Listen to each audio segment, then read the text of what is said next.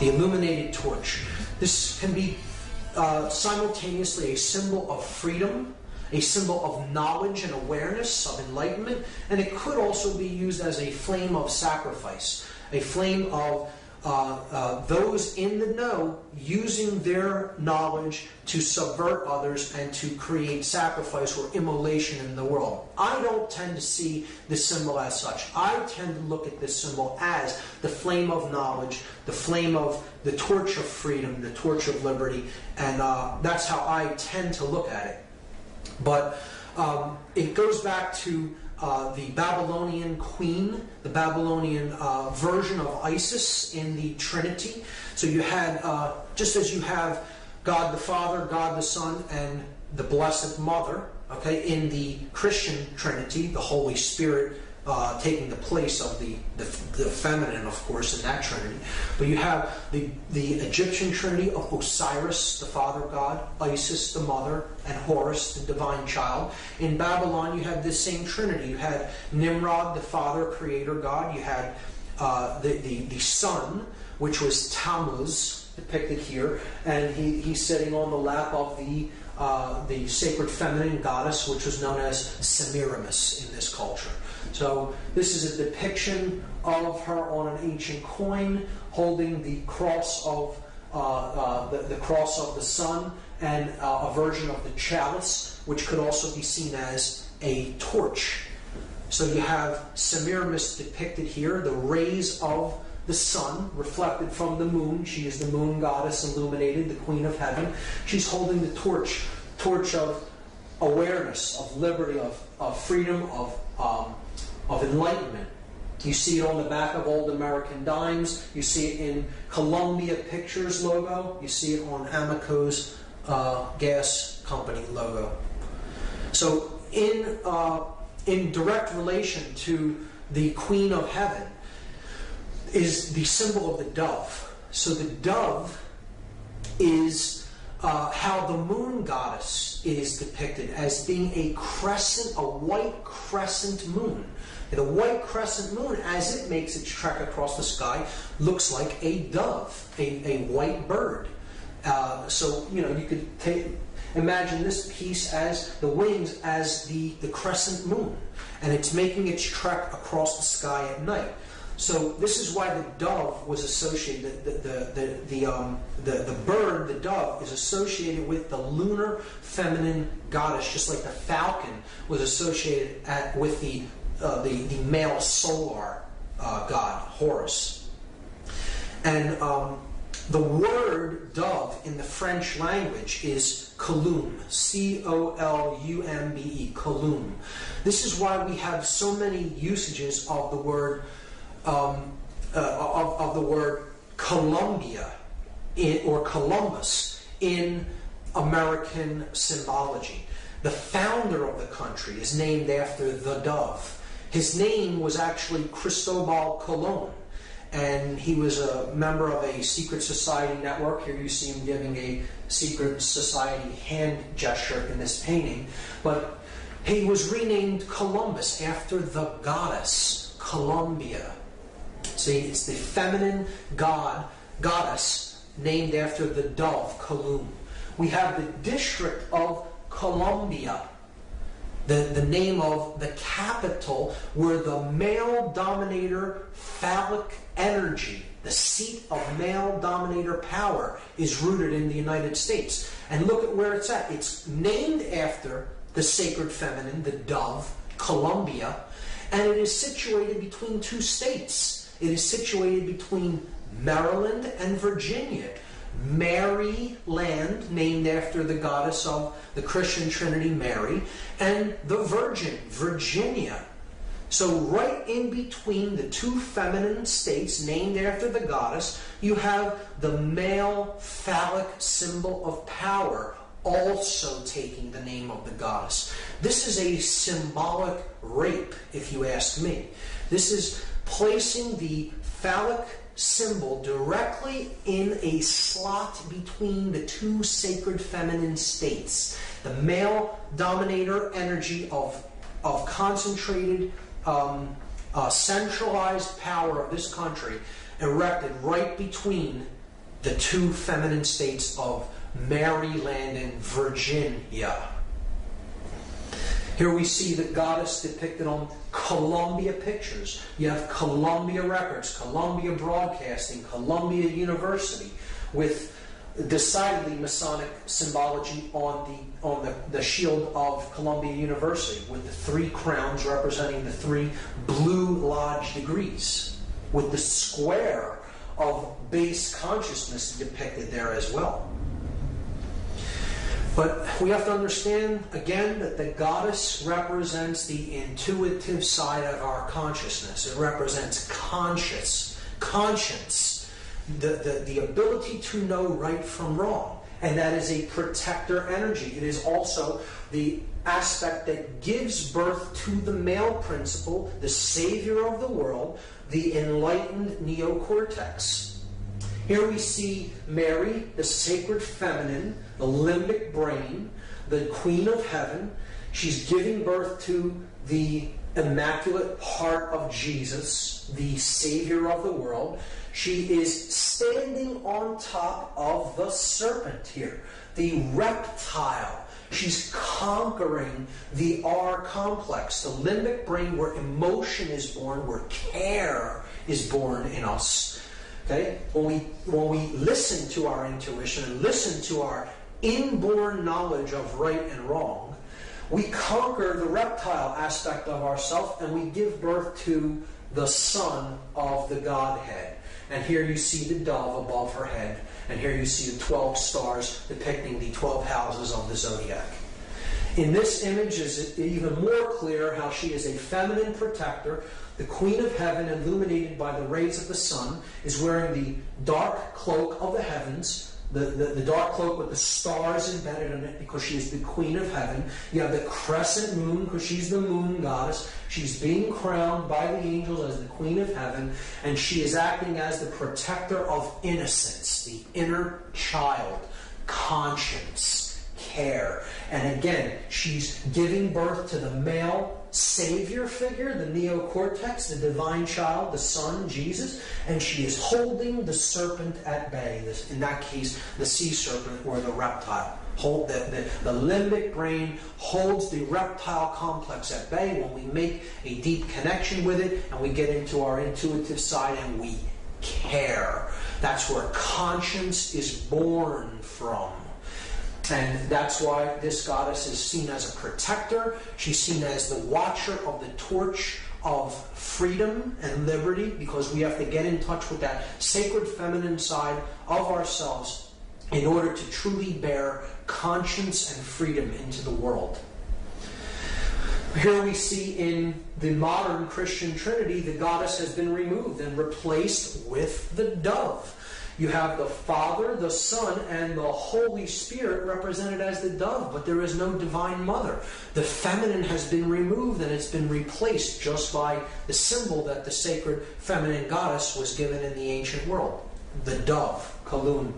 Now we're going to see a darker aspect of how the goddess symbology is used when we look at things. I'll do this one since it's lighter first. You have here the moon and the dove, because this is a sacrifice of how we use money, through credit, building up debt. So you have the moon and the dove on the same card for Visa, and it's a symbol of the sacred feminine being used in a depiction of sacrifice of an individual, sacrificing in a monetary sense. Here we see it being used in a very dark form as human sacrifice, because human sacrifice is still very real, very actively practiced in the world. It just isn't the practice of carrying people up a pyramid as how it was done in the past, or sacrificing them upon an altar with an obsidian blade or a dagger of some sort. Now, human sacrifice is carried out with the knowledge of everyone around us, and it is done willingly. People go off to sacrifice others and themselves in the act of war. War is modern day human sacrifice. And here you see the goddess with her wings depicted on a war memorial. And see, this is the goddess herself being sacrificed. A lot of researchers believe that it is them sacrificing people to the goddess. It isn't so much that they're sacrificing to the goddess. It's the reason the goddess is always depicted in conjunction with sacrifice is because they are sacrificing the goddess within an individual. It is the cremation of care, conscience, the protector, the grand architect of everything we experience is care. So this is the goddess herself depicted as being with these men as they are sacrificed along with the goddess. That's what war is. It's a ritual sacrifice of the sacred feminine in an act of sacrifice, of human sacrifice. So another use of the sacred feminine symbology and imagery when it comes to human sacrifice rituals or attempted human sacrifice rituals, we see this through different events that have played out that have the sacred feminine or the name of the sacred feminine embedded or encoded within the ritual or the scenario. You have the murder of Princess Diana, which I do not believe was an accident. I believe she was taken out because of her connections with the royalty of Britain, and her name was Diana, a Roman name for the goddess Diana. We saw the Superdome incident where thousands and thousands of people were hoarded into this dome looking like a feminine breast and left there without supplies, essentially to die. And FEMA did not get to this region for days after Katrina hit. And the conditions in there were horrendous. I believe that is a deliberately designed thing that was done to try to maximize the amount of death and suffering that happened in that feminine breast, the Superdome, a symbolic representation of a breast. And the two large school shooting incidences could be seen as very clear examples of mind control, of trauma-based mind control, or at Columbine High School. Again, Columbia, Colum, the dove, Columbine, and Virginia Tech, the Virgin, Virginia. Again, two names of the goddess. Again, human sacrifice rituals in disguise made to look like totally disconnected incidents. But perhaps the clearest example of human sacrifice in concealed ritual of all is the symbolic burning or immolation of the Columbia Space Shuttle. Again, the Columbia, named after the goddess Columbia, Colum, the dove. And it's the white dove. And it's burning up, being immolated as it re-enters the Earth's atmosphere. And we see the crew was a 7-member crew. And that's correlating to the 7 planetary bodies of astrotheology. You have the 5 male gods, 5 men in the crew. You have the Sun, Mercury, Mars, Jupiter, and Saturn. And the 2 feminine heavenly bodies, you have Venus and the Moon. So the 7 principles of astrotheology are encoded there in the crew of the Columbia, another ritual of human sacrifice. The next symbol that I'm going to discuss is the fasci. And this is where the word fascism comes from. It is the axe surrounded by the bundle of rods. This is a Roman symbol that represents centralized authority. It is the central authority is the axe, and then the satellite regions, the satellite states, are the bundles, the rods bundled by the central Roman authority, the fasci. This is where the word fascism comes from. We see this in multiple areas when it comes to political symbology. It is on the two sides of the Senate chamber, the House chamber. It is on the fasci is depicted on the throne that Abraham Lincoln sits upon as a dominator, father figure, God figure. So he's holding both compartments of power, the church in one hand and the state in the other, because an absolute ruler must unify those two principles. It must unify political and spiritual power into one. And the regime that really attempted to do that in the modern world was the Third Reich. And here you see the Roman fasci symbol as the symbol of the Third Reich, used on one of their postage stamps. We had it previously on the back of old American dimes. Now I'm going to talk about Freemasonic symbology.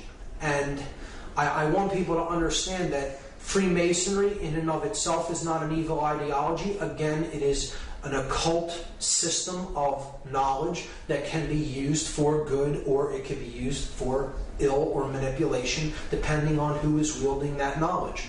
So this is the Freemasonic compasses and square with the letter G in the middle as depicted in American Freemasonry.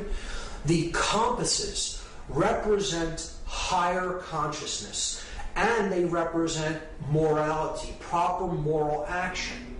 The square represents base consciousness, which must be ruled by our compassion and must be ruled by our moral uprightness. The square is base consciousness. It can be seen as the reptile brain. If you look at these three components as the three complexes of the brain, okay, you have the R complex being the square. You have the neocortex with its two hemispheres being the compasses, and you have the midbrain, that which gives birth to the conscience, care, as the G in the middle of the two. It represents the goddess, the grand architect of the universe, which is care. Okay, that's what creates our experience, what we care about. And if we get into touch with conscience, it can give birth to proper moral action. But we can only do that by getting in touch with the grand architect of the universe, the God principle, the sacred within us. And that is how to get off of the square and onto the compass. See, the square traces a shape that is a square with 90-degree angles, not found in nature, rough edges. The circle traces the symbol of perfection in ancient systems of occult knowledge. The circle is perfect. It is unbroken. It is a symbol of divinity. It can never be nailed down with perfection because it is based upon pi, a figure that is a divine principle that can never be calculated with absolute certainty. So the object is to circle the square and have our compassion and our higher consciousness rule over our lower instincts and our animal instincts. And we do that through getting in touch with the care principle, the generative principle, the G, which is the grand architect of the universe, care, conscience. So it's about moral uprightness, and it can be equally seen by dark builders, by dark masons, to represent quite an opposite. This is how symbolism is in the eye of the beholder, and how the wielder of this symbol determines what it's really being used for based on their level of consciousness. So a dark mason, a rogue mason, a dark builder, so to speak, could see the symbol this way. Man is ignorant. He exists in base consciousness. And I, as one who has perfected myself, have the divine right to rule over the base man, the square, he who is on the square. So it's two different interpretations of the same symbol, one seen in a positive connotation and one seen in a manipulative negative connotation, depending on the eye of the beholder, of the wielder of the symbol. Here's how this has been used in popular culture. In some of these examples it's subversive, in some it could be seen as an uplifting symbol. But generally in education you'll see the square used and the three symbols and the color blue for the square representing the blue lodges. And this is base consciousness. This is the base of the pyramid of this particular secret society network, the hierarchical pyramid-like structure. And you're seeing the pyramid encoded here, but through the square. And the three base levels of Freemasonry, the entered apprentice, the fellow craft, and the master mason, being the three introductory or initiatory degrees of what is known as the Blue Lodge in American Freemasonry.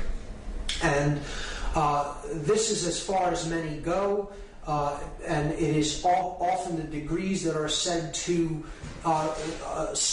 keep knowledge of higher levels suppressed for those really in the know of the order do not wish for those people to receive the knowledge because they have been gauged as really still being in base consciousness.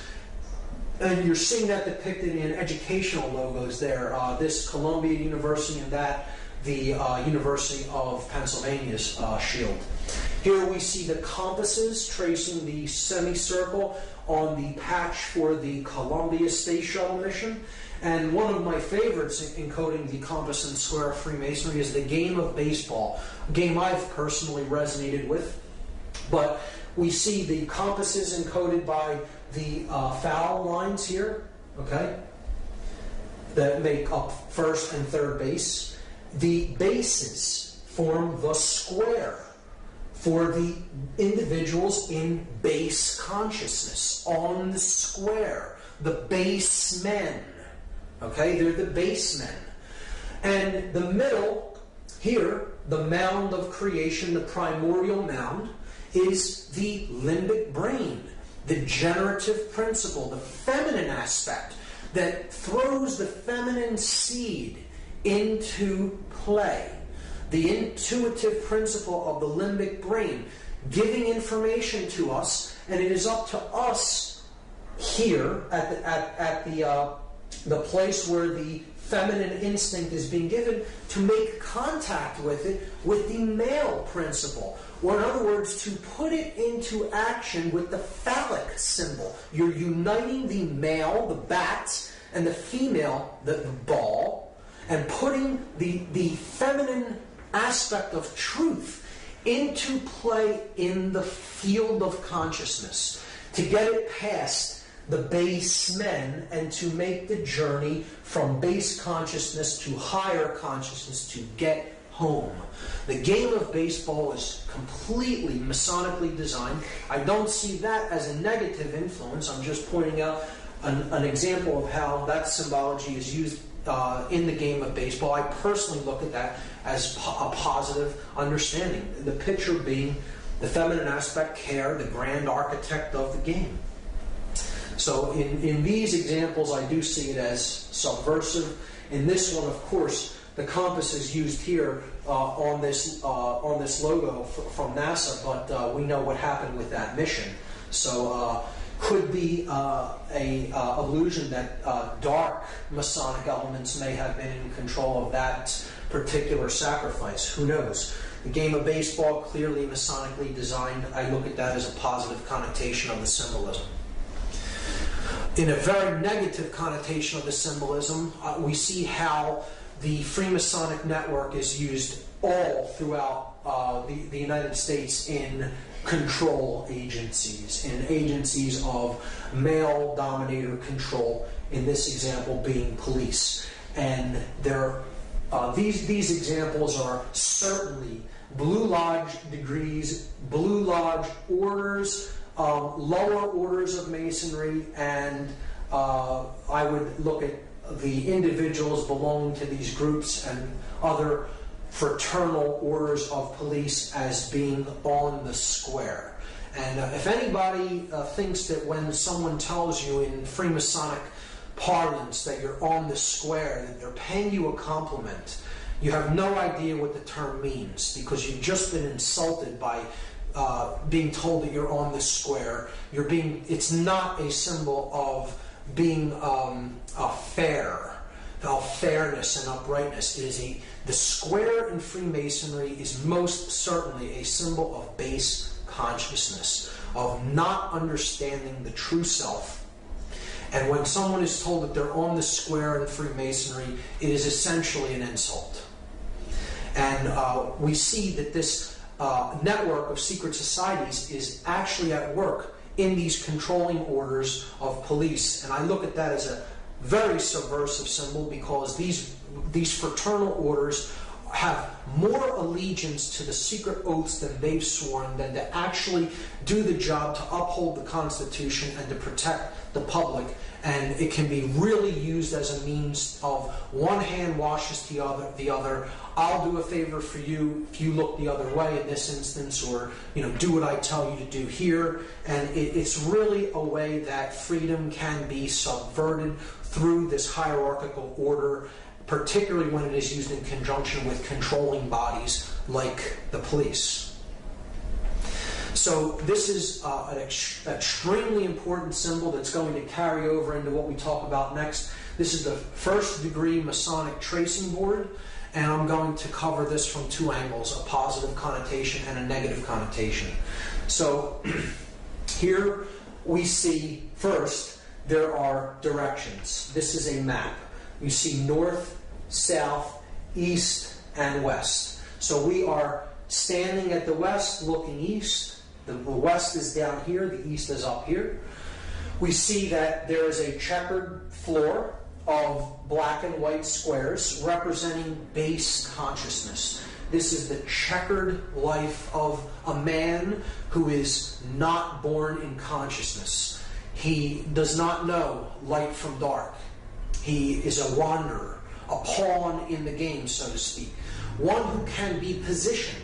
However, his master may wish him positioned, the chess master of the game, who sees the whole board from above, from a higher level of consciousness, and takes the pieces and positions them as he will. This is one who is in duality. Here's the pillars, the dual pillars. This is the pillar of Joachim. It is a masculine pillar, represented as a Doric column, and you have the sun ruling that pillar. It's the pillar of strength, the S representing strength. The feminine side of the pillar is the pillar of Boaz. The B at the bottom stands for beauty. It is a Corinthian pillar, an elaborate, ornate, feminine pillar. And the moon sits above that pillar. This is the pillars that represent the masculine and feminine aspects of human consciousness, and it is how we enter the world with these two principles kind of in opposition, and it's our goal to understand them and to unite them as one. To use our will power. This is the pillar of will or wisdom, which the W stands for. It is Jacob's ladder. Jacob, as described in the story of Genesis, goes to a higher level of consciousness. He experiences God consciousness. He comes back down to the earth and understands that really the journey of life is to get back to that level of pure awareness and pure consciousness. And that is the end of the journey, kind of. It's like you enter in this dual state, seeing things as separate, and then the object is to make it through the realm of duality, the checkerboard floor, and unite the two principles as one, and then you're born into the stars, into the light of conscience and consciousness. So that's the journey up Jacob's ladder. And we see here in the background the stones known as the ashlars, the rough ashlar representing the soul in need of work, and the perfect ashlar representing the state of perfection to which we seek to attain. The initiates are going up the ladder in the 3 basic degrees of masonry. Entered apprentice, who is still on the floor. The fellowcraft, who is in the middle, who has not received the key, which is tied here to the ladder, but he's at the G, where conscience is beginning to be born, the care principle. And the master mason, who gets the key to unlock the star gate, the sun, so to speak, is bringing himself to a place of balance and understanding and enlightenment. So it's a powerful and positive connotation. It could also be used to represent the left brain and the right brain, the male and female yang and yin energies, and the object is to unify them in the middle to awaken the prefrontal cortex and the pineal gland, to awaken our star gate. Okay, and that's in the direction of the east. The direction of the light, the rising sun, is in the east. We don't want to be headed west. That's the direction of base consciousness, and darkness, the setting sun. The sun sets in the west, of course. So, powerful symbology there, but it unravels even more when we consider this tracing board on its side, as I will show you. Again, here we're seeing the 3 lights in the heavens, the lights of Freemasonry, the lights of the religions, the sun, the moon, and the all-seeing eye, the stars and planets. Again, we saw the religions of Christianity, Islam, and Judaism representative of these principles, and how they correlate to the 3 pillars of Freemasonry and global consciousness. Now, looking at the Freemasonic tracing board on its side opens up a whole nother level of what this symbolically represents. So again, we're given directions. Here is the west, here is the east, this is the south, and this is the north. Understanding what we now understand about astrotheology, we can now understand what this whole scene really depicts. It depicts the spiritual journey of man out of the prison vibration that is on the earth, identification with the physical world of matter. This is the earth. It's black and white, the colors of a prisoner, okay? The prison planet, so to speak. And these are the lines of latitude and longitude of the earth. This is the Earth's equator, right here, the middle pillar. This is the Tropic of Cancer. This is the Tropic of Capricorn in the southern hemisphere, the Tropic of Cancer in the northern hemisphere. Here we see the light of Freemasonry, the sun in the east, away from the earth, and this is the sun at the summer solstice. This is the sun at the winter solstice, when the northern hemisphere is in darkness, depicted as the moon there, or not in enlightenment, right? This is the pillar of mercy, because when the sun is up there, the sun favors the northern hemisphere, shows mercy upon the northern hemisphere. Boaz is considered the pillar of severity, because the sun does not favor the northern hemisphere when it is at the pillar of Boaz, or the Tropic of Capricorn. And this is the equator. This would be balance, or the equinoxes, the all-seeing eye, is the place that opens up when the hemispheres of the brain come into a perfect state of balance. So this is the journey of the initiate. From darkness, starting here on the earth in darkness, and then proceeding in a stepwise fashion to a place of balance. Okay, this is emotion. This is the sacred feminine principle of emotion. You have to care enough to begin the journey. You go higher. You're trying to reach a place of balance between these energies. And then you can get that key right there to unlock the star gate. Okay, to unlock, and that's accomplished through action. The male principle of putting your emotions and your thoughts into action, and that is how you get off of the base consciousness and to the stars. Powerful iconography, powerful symbology being used here if you know how to read it. Now, in a negative connotation, a dark builder, a dark mason, may want to look at this symbol in a perverted way. So here's a reversal of it. You see, yes, this is base consciousness and this is higher consciousness, but they'll look at this symbol and say, well, the latter is tilted across toward the left, toward the sun only, and away from the feminine pillar, away from the moon. And our task is to imbalance consciousness toward the male principle only, or the left brain only, because that's what gives birth to a dominator, to one who is bent upon control, a sorcerer of sorts. So this is how a dark occultist would interpret this symbol. I'm God, my will be done. I will use my influence to take those in base consciousness and give them the dark light. Make them think that they're being initiated into something important. Well, what I'm really doing is imbalancing consciousness to the left brain. And that is what some people are doing with certain individuals who enter Blue Lodge degrees in rogue lodges of Freemasonry.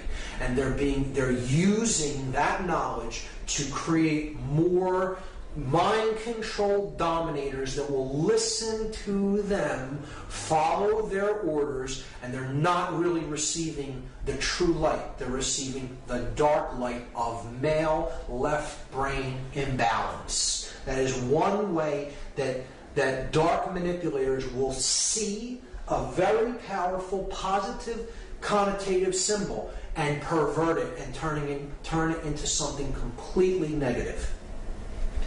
And here is how that process is used. We see this extremely subversively when it comes to the iconography that is used on police uniforms. Particularly, here's the floor of the house representing base consciousness, the pawn, the checkered man, who cannot understand the difference between light and dark. He doesn't really understand what makes the principles of right and wrong function the way that they do. And conscience isn't born in an individual that simply follows orders. Anyone of true conscience would always ask the question, why, before carrying out any action or order given to them by anyone. And we see this, if we look at the symbol of the Fraternal Order of Police having a Masonic third-degree handshake and the all-seeing eye of Freemasonry there, and the three other corners of the pentagram representing the three blue lodge degrees. We also see here the three pillars, and now they're in their proper orientation with the checkerboard floor in between them, with the dual pillars being here and the one pillar being unified at the top. And in that orientation, we see that it forms an inverted pentagram as opposed to a right side up one. Just as it is here in the Victoria Police's logo, clearly an inverted five-pointed star, and it is placed along with the checkered floor right around the Temple of Solomon, and then directly on top of the prefrontal neocortex, the third eye. The inverted pentagram, which we already talked about as an extremely subversive symbol representing the destruction of spirit and the burial of spirit into the ground beneath the material world. And here we see the double square, another symbol of base consciousness representing the hypercube, which I'll get into, on the third eye on a English police's headdress. So, and there again, the checkerboard floor of the house wrapped around the Temple of Solomon. The temple, the sun and the moon, the left and the right brain. And that's what the symbol actually represents. The Masonic tracing board represents in Freemasonry the Temple of Solomon, the temple within man. It is a representation of the brain, the temple within man, the temple of Solomon, the brain complex. So that is how it is used. And here is a 33rd degree Freemason who I do not consider to be a negative or evil person. I think he understood a lot about what Freemasonry was and how it was used and what its true purpose is. But he did talk about some of how the negative aspects of Freemasonry are used. This is Manly P. Hall. He said that Masonry conceals its secrets from all except the adepts and sages of the elect, and uses false explanations and misinterpretations of its symbols to mislead those who deserve to be misled, to conceal the truth which it calls light from them, and to draw it away from them. He's saying that those who are really not in the know, that often would pervert the ideas and the knowledge, are deliberately misled away from this knowledge so as not to let it fall into the wrong hands. I often think that as well, in Freemasonry, it is being done deliberately to try to create people those who really are in the knowledge of how consciousness works, can manipulate for their own gain and get them to do what they want, because they're dangling a carrot, so to speak, before them and saying, I have the higher level knowledge if you'll do what I tell you, and then I'll let you have it. When in fact they're just being led like I said, like a donkey with a carrot at the end of the stick. Manly P. Hall said that the blue degrees are but the outer court of the portico of the temple, the porch of the Temple of Solomon, hence the term porch masons. Part of the symbols are displayed to the initiate, but he is intentionally misled by false interpretations. It is not intended that he shall understand them, but it is intended that he shall imagine that he understands them. Their true explication is reserved for the adepts, the princes of Masonry, one of the highest level Freemasons in Masonic tradition, telling you right out in the open what the Blue Lodge degrees are for. And of course, the Fraternal Order of Police is Blue Lodge degrees of Masonry. So that's Masonic symbology and some variants of how it is used. The next, I'm going to talk about talismanic symbology and how it is used on our money. So this will be a very big part of this part of the lecture. This symbol is one of the most important symbols in all symbology. It is the most prominent symbol on our $1 bill. It is one of the most viewed symbols on earth, and very few people understand what it really means. I'm going to break it completely down from top to bottom and go through each element and attempt to explain it as fully and as clearly as possible. This is the symbol of all the mystery traditions. Okay? Very simply, it is the symbol of all occultism. Of course, it is Egyptian in its thematic representation and its symbolic representation. It is Egyptian, and there is a reason for that. We see the elements of the symbol being the words Anuit Coepus at the top. Then we have a pyramid with its capstone missing. The capstone is cut off, so it is an incomplete pyramid. Atop the pyramid, as a two-dimensional slit in the sky, it could be seen, a two-dimensional opening or a rift in the sky. From behind that, we see an eye, and that eye is bathed in light. The pyramid is comprised of 13 courses of brick, the bottom of which has a date inscribed on it in Roman numerals, 9 Roman numerals. There is then a sash with the words Novus Ordo Seclorum written on it at the bottom. So we have to understand each element. Each element is here not by accident, it is there by design, and the makers of this sigil, because that's what this is. This is a sigil, which is comprised of many symbols. Put nothing on it by accident. And everything has a meaning in this. So let's start to break down the symbols one at a time. Annuit coeptis is Latin. It means, annuit means to favor or to look favorably upon. Coeptis is an enterprise, an undertaking, or a project, a work in progress, you could say. So annuit coeptis means he favors, it could mean she favors, it favors our project. He favors our work. He favors our work in progress. Okay, so he favors our work is a good translation. Novus Ordo Seclorum is often hotly contested as to its meaning. Novus means new, Ordo means order or way, and Seclorum is the debated word. So I go to a Latin dictionary and I look up the word Saeclorum, S-A-E-C-L-O-R-U-M. This is because people will say Seclorum means of the ages. So I'm looking up the word Saeclorum, and that means age, generation, people born at a time, race, present time, or age, century.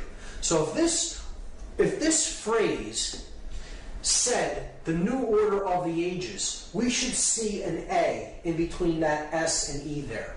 It would say Novus Ordo Saeclorum, but it says Seclorum. So clearly that's not the definition. Many people will say that that's what it means. It does not mean of the ages. Okay? The word Seclorum is put into a Latin dictionary, and then you see it is a word modification, a truncation. CL is derived from CUL. So an internal CL might be rendered by CUL, thus giving us seculorum. And seculum, seculi, is a noun that means world, universe, secular, temporal, earthly, or worldly affairs, cares, or temptation. So, clearly, I think this can be solved and agreed upon once and for all, so we don't have to hear this incorrect, connotatively incorrect translation, the new order of the ages. This phrase clearly says New World Order. And that's it. That's what it says. Let's lay this to rest once and for all. Okay? So, he favors our work, the New World Order. And you have an eye in the triangle looking out from another dimension of space into our realm. The light is pouring through the scene from that realm, and a pyramid is being built. So, he favors our work, the New World Order. Who favors the work? What is the work? And what is the New World Order? So, clearly, this is the being that favors the work. This project is the work that's being done. Okay, this is the incomplete project. This is the date that the project could be begun or finished, depending on how we look at the seal. So, we have to understand a little bit about Egyptian cosmology and the main solar god, the solar disk, which we looked at as Horus, as Ra. Set is the dark incarnation of it. Really, all of these principles could be encapsulated as one solar god known as Aten, or Aton. Depending on the spelling, it could be spelled A-T-O-N or A-T-E-N.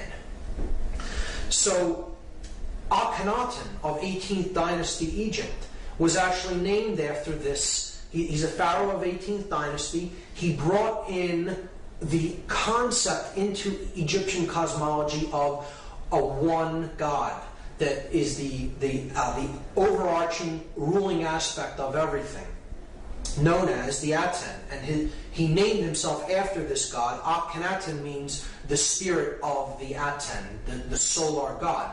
So that is the being here, the Aten. Now that could mean a couple of things depending on how we look at this symbol. But let's just let it be seen as it is the solar principle, the solar God, the God of light, the bringer of light. So it could be also seen as the word Lucifer. Lucifer comes from two Latin words, lux, meaning light, and fere, meaning to bear or to bring or to carry. So it is the bringer, the carrier of light. Now, this could mean two different things. We have to understand that Lucifer and the Aten are the same basic principle, the same symbolic principle, and they are essentially, they are a dual God. There is a light aspect of the sun God, the one that brings true light of awareness. And then there is the dark aspect of light. So one can be truly illuminated and really possess the light, really possess the knowledge. And then there is one who can be born into the dark light. Those who have knowledge of how things really work, but the way they're using it is for the ego. Being my will be done because I view myself as God and separate from everyone else, and I am out there to manipulate and rule them. So either way you look at that symbol there, it is the Aten or Lucifer. It doesn't matter whether you're looking at that symbolically as positive or negative, and I will go over both interpretations, both the positive and negative. However, it can in both aspects, this entity could be seen as Aten or Lucifer. Keep that in mind. If you take the compass and square symbol and place the apex at the top of this symbol and the base at the same base level where the pyramid meets the ground, you're going to see a very interesting thing emerge. If we just trace the 5 points of the compasses and squares, the 2 compasses, the 2 edges of the square, and then the middle part that both share, the line of symmetry between them. So we go down the compass edges, and we see that the compass points point to 2 letters. The 2 end letters of this sash. Okay? N and M. N from Novus, M in Seclorum. Then we go up the place where the square is used to measure from, the inside edge of the square. And we see that also points to 2 letters, and they are also both on the opposite edge of this phrase, Annuit Coeptus. So we have the A in Annuit and the S in Coeptus. And now we come down the horizontal axis of symmetry. And we see it reaches 1 letter that is exactly in the middle of this sash, the O from Urdu. These 5 letters, if rearranged, are an anagram for the word Mason, M-A-S-O-N. And this is the symbol of all Masonry. It is the symbol of all builders. And who are the builders? We all are the builders. We are all collectively on this planet the co-creators of our collective experience. Whether we are doing that creation unconsciously or consciously creating our experience, we are the builders of this world. And this is what we've built it into, what we currently have right now. So, who are the builders? We are the builders. But there's 2 different types of Masons. See, there are Masons that build with stone. They build the pyramid upward. They're building with stone. If you connect these 5 symbols as they are connotatively used in this seal, they form an inverted, skewed pentagram. And an inverted, skewed pentagram, if you look into dark occultic symbology is always used as a symbol of pacts. It's a symbol of pacts, of promises made, to be something to be fulfilled, to be delivered upon completion of something else. So again, we saw that these four arms represent the material world, depicted as the upward pointing pyramid, the brick, the physical object, and they are crushing the spirit, the fifth element, into the ground, burying it under the weight of the pyramid. See, the dark builders, the dark masons, those who are building toward a world of male domination, the blade. See, they're building with bricks. The bricks are people who are trapped in physical 5 sense reality and left brain prisonhood. They are those who can not change. They have one form and it's hardened. A brick was once malleable clay that could be shaped, molded, take different forms. It flows easily. Change comes easily to it. But when it is baked in the left brain, solar, male dominator consciousness, it becomes hard and immobile and immovable. It becomes a brick. And that's what the male dominator world is being built with. The bricks baked into one form, the unit form.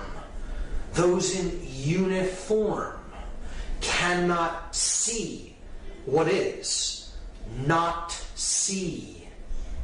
They cannot see. They are not sees. See? They are baked into one form, the brick. Okay? And they're being used as elements to build the blade world. And the blade world will be ruled by those who are in the light. They are the blade, the male dominator sorcerers. They have the light, but everyone else is in ignorance. And when you complete this structure, the light goes out from the scene. See, they're building the blade. If you complete this structure in brick, they have all the light, and the entire world is bathed in darkness. That in that symbol, the Aten or Lucifer represents the sorcerer, and he is completely trapped in ego. The ego-bound consciousness. It's the I in the triangle. I am God, the sorcerer says to the world. And I will make everyone in this world and the entire world in my own image and likeness. But I will have all the light, and the light will be blocked out to those in ignorance and in one form. And the male dominator world will be born into existence, and it will bathe the world forever in darkness. That's the negative connotation of this symbol. See, you'll notice it's the blade without the chalice. See, these other 3 points make the chalice, but it's gone. It's ghosted. Just like it's been ghosted through human sacrifice, through the cremation of care. Right? It's been ghosted through the removal of the sacred feminine from the Trinity, and through not caring about what goes on in the world. The sacred feminine is removed. It's ghosted. But the male principle is embodied in stone. And that's the project, that the New World Order project that the Dark Masons, the builders with brick, are building into manifestation. Now, there is a light side of this symbol. Again, he favors our project, the New World Order. If the true God of creation, the true bringer of light, the awakened neocortex, the prefrontal cortex, the opening of the third eye, the stone the builders rejected, the Christ consciousness, so to speak, the true bringer of light, right? The true aspect of Aten, the solar mind, right? If we, as the other kind of Mason, are trying to do the work that he favors, the true bringer of light, the true God of creation, and create the positive New World Order, our job as the builders of this project is to remove the brick from the top down, a little at a time, from those who we can help to work, smaller groups, gradually removing and helping people to change in larger and larger and larger groups. And if that pyramid is razed to the ground, is removed from the scene, there's nothing to block out that light of creation. And it comes down and joins with the earth. So the earth is not bathed in darkness of the male dominator blade world. Instead, it's bathed in light because the bricks are gone. Those who cannot change are gone. They've made the change, the metamorphosis, the transfiguration, the transformation in consciousness. And they've been raised to a higher level of awareness. So that's the opposite, the positive New World Order. Masons often tear stone down.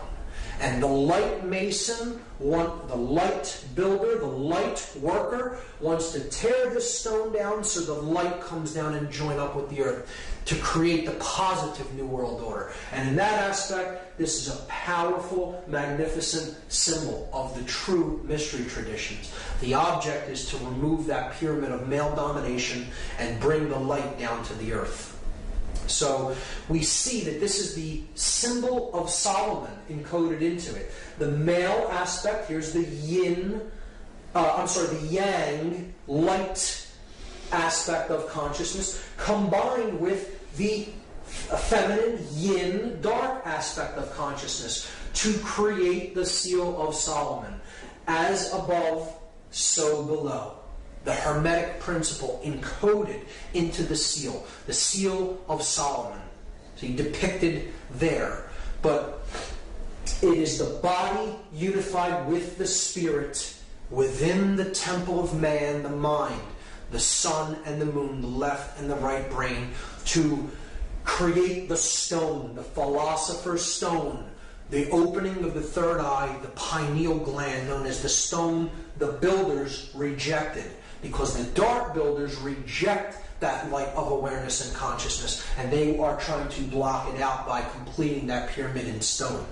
So that is my analysis of that symbol, and it's amazing when you get into it and really study it for yourself and really go deep into the symbology. And it gets even better when you start to look at that date on the bottom of the pyramid, because that date is MDCCLXXVI in Roman numerals, and that totals 1776.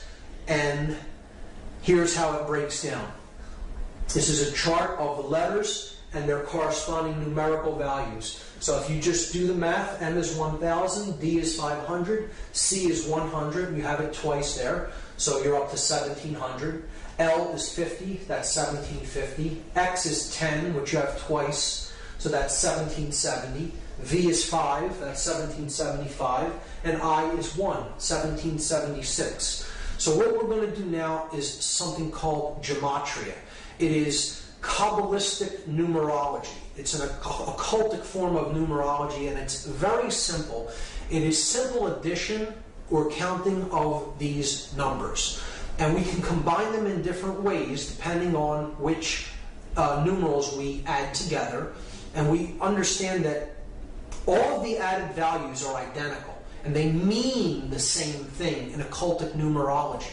So 1776 is the number that we get when we add these Roman numeral values together. And what we are going to do in this example is we're just going to take the 1 and add it to the 6. and leave these two sevens. So we get 7, 7, 7. And anyone familiar with Judaism or Kabbalah may know that that is a symbol of God. It's a number that represents the Trinity of consciousness in its perfect form. The 777 is the aspect of the divine in man. It is thought, emotion, and action, the three aspects of our consciousness, having reached the place of the gods, the 7 entities of the skies: the sun, the moon, Mercury, Venus, Mars, Jupiter, and Saturn. The 7 gods that can be seen with the ancient world, a representation of the 7 chakras of energy in the body. So 7 is a symbol of completion, perfection, and God. It tripled is a representation of God.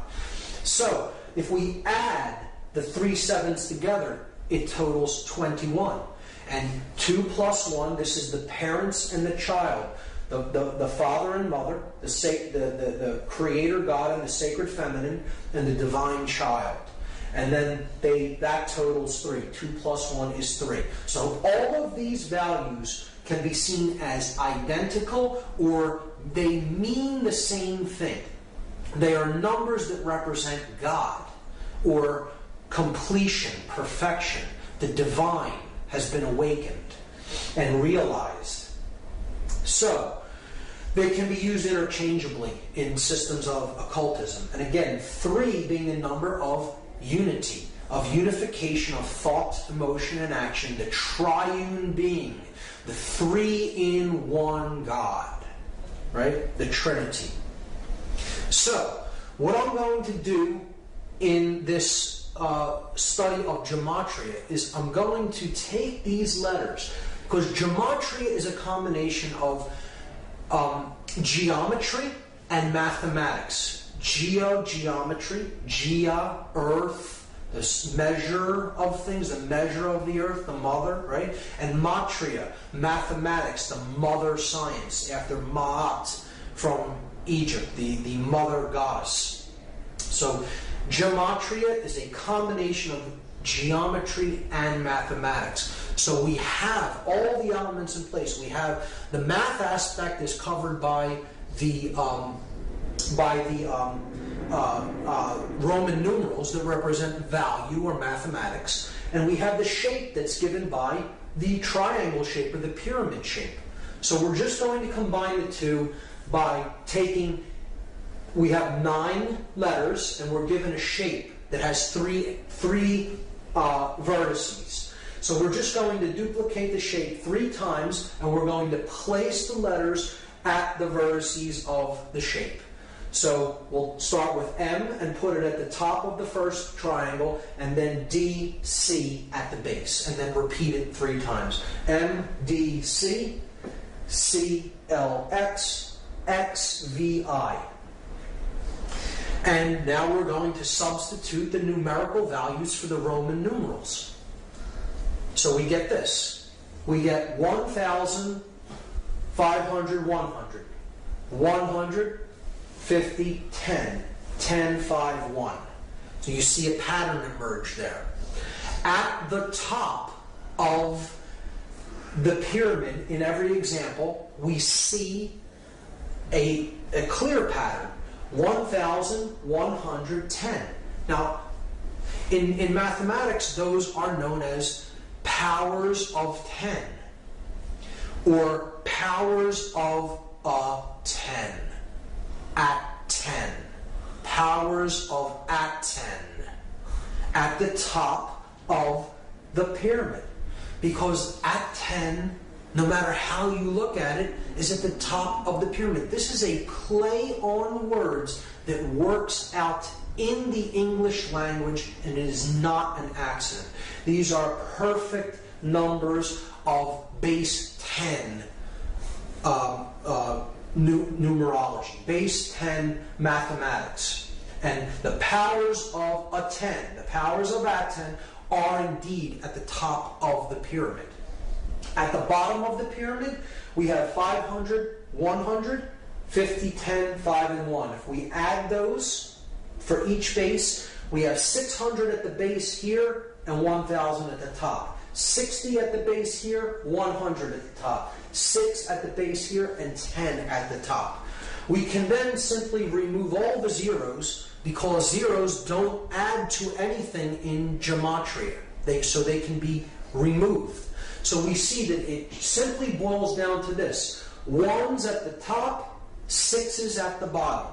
And now we can combine them into one pyramid. And you have at the top 1, 1, 1, where the three pillars, the three aspects of consciousness, thought, emotion, and action, the three pillars of Freemasonry. At the bottom, 666, 666, the number of beast or base consciousness. And noticing that 3 correlates to 777, because if you add 777, you get 21. If you add 2 plus 1, you get 3. So 777 and 3 are identical. So you could simply substitute 777 for anything that totals 3. Like 1 plus 1 plus 1. 1 plus 1 plus 1 is 3, so we could simply put 777 up there and substitute for 111. They're identical because they both add to 3. So we have God at the top, the light, the beast or base consciousness of illusion and identification with the physical world at the bottom of the pyramid, captured in stone, in one form that cannot change. Illusion, ego identification. So, if now we reduce them again. So we add 7 plus 7 plus 7, we get 21. We add 6 plus 6 plus 6, we get 18. And this is what is meant by counting the number of the beast. That's what we're in the process of doing. It's a prescription for gematria given in the book of Revelation in the Bible. We add 21, and of course, as we saw, that totals 3, the number of God, and 18, 1 plus 8 totals 9, the number of ego and illusion. Why is 9 the number of ego and illusion? Well, here's why. The number 9 has very significant mathematical properties, and they are shown to us in addition to the number 9 and in multiplication of the number 9. So this side of the table is an addition table, this side of the table is a multiplication table. 9 plus 1 is 10. 1 plus 0 reduces to 1. We're simply adding the final result, the digits of the final result together. So look, we're back at where we started adding to 9. 1. So adding the 9 was like adding 0. Okay? 9 plus 2 is 11. 1 plus 1 reduces to 2. It adds to 2. So we're back to 2. So again, adding the 9 was like adding a 0. You do this with any number. 9 plus any number gets you back to the same number once the result is added together, or what is called in gematria reduction. You're reducing a 2-digit or 3-digit or 4-digit value down to one number. You will ultimately come back to the same value that you started with, because to add 9 is to add illusion, or to add ego, or to add base consciousness. And when you add the beast, when you add base consciousness, you can never affect any change in value. You bring no value to the equation. You are adding 0. You are adding nothing. You are adding illusion. Now, the multiplication of 9 is a different result. 9 times 1 is 9. 9 times 2, 18. Add the 1 and the 8, you get 9. 9 times 3, 27. Add 2 plus 7, you get 9. 9 times any number, no matter what it is. You add the resultant digits, you will come back to 9. So what this is saying symbolically is multiplying base consciousness only gets you more base consciousness. You can never create anything new with ego and illusion and base consciousness. So this is why 9 is the number of illusion and base consciousness, and as such, it is synonymous with 666, or the number of the beast. One thing I should mention is that the date 1776 is simultaneously the year that the Declaration of Independence was signed in the United States, and it is a document declaring human sovereignty, and that our rights come from our Creator, whatever we happen to envisage that Creator or that force as, and not from man. But it also is the date of the birth of the Bavarian Illuminati order, and that happened on May 1st, 1776, which is a Luciferian dark occultic Sabbath known as Walpurgisnacht. May 1st, May Day of 1776 is when the official Bavarian Illuminati, the Order of the Illuminated, came into being. So there's a dualism even inherent in that date. You can look at the Dark New World Order building upward from 1776 in earnest, from the time when this dark occultic order came into manifestation, and the object of the Light New World Order, to bring the light down by removing the bricks and getting back to the understanding of personal sovereignty as encoded in the Declaration of Independence.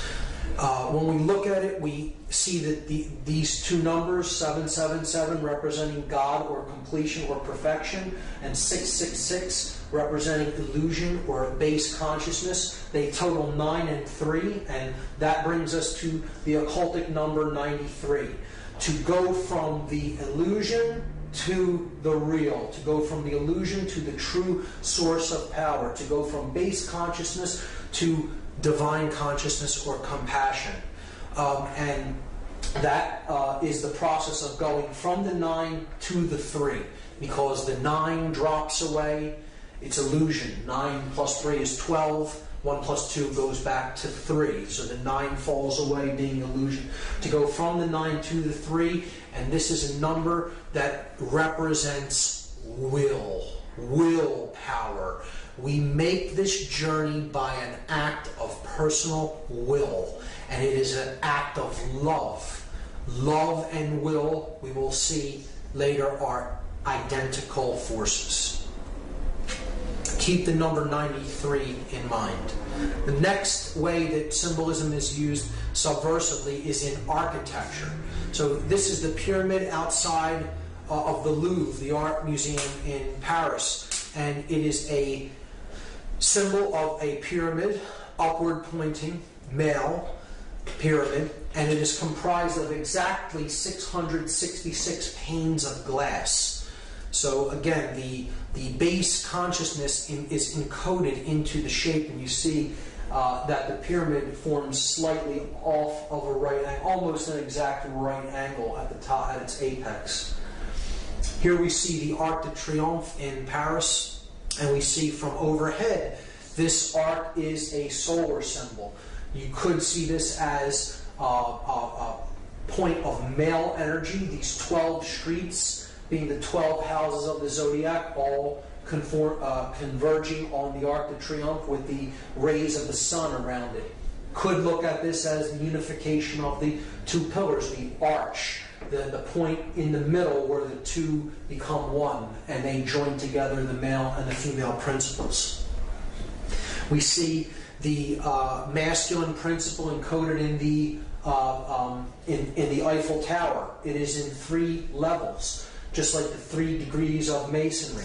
You have the entered apprentice, the fellow craft, and the master mason, the 3 levels of the Eiffel Tower. It is illuminated at light, and it is a phallic symbol. The illuminated pyramid at the Louvre. At the base of the Louvre, underneath, if you go underneath this pyramid, the Hermetic principle is encoded by a downward pointing pyramid over top of an upward pointing one, where spirit and matter joining together, as above, so below. Here we see St. Peter's Square, the Vatican, and we see the sun god, the cross of the zodiac and the great cross of the galaxy at St. Peter's Square. And we have the phallic symbol of Osiris, the obelisk in the middle. Osiris being a sun god in Egyptian cosmology. The pentagram in the pentagon being the central part of a inverted pentagram encoded into Washington, D.C., the heart of the inverted pentagram. The Pentagon being the center of defense intelligence for the United States, where war is planned, human sacrifice. We see from overhead in Washington, D.C., this right here is the White House. And then north of the White House, we see an inverted, skewed pentagram with one broken arm. Now, this is a very clear example of what is known as the pentagram of Pax in dark occultism. The pentagram of Pax is inverted because it is satanic, or it is thrusting the spirit downward. It is often skewed, representing that which is really out of alignment or proportion. So it is usually skewed in one form or another, either stretched or squashed. In this case, it is kind of squashed downward. And we also have a broken arm. And a broken arm in a pentagram represents a pact that has not yet been fully completed or fulfilled. So that which is promised has not yet been delivered because a work is still in progress. And I think we can understand the meaning of that broken arm by understanding what the pentagram of Pax represents. So it is not that they simply weren't able to complete that in some way. It is intentionally left broken. And this is one of the arguments against it actually being an occult symbol. Well, if there was occult leaders that made it, could they not have completed the last arm? They did not want to complete the last arm. It is intentionally made to be a pentagram of Pax, and that arm is left broken for a very specific occult reason. The phallic symbol of Osiris, encoded as the Washington Monument, a male symbol of phallic energy, and it's in direct alignment with the symbol of the feminine energy, which is Congress. Congress being another word for sexual union. Congress.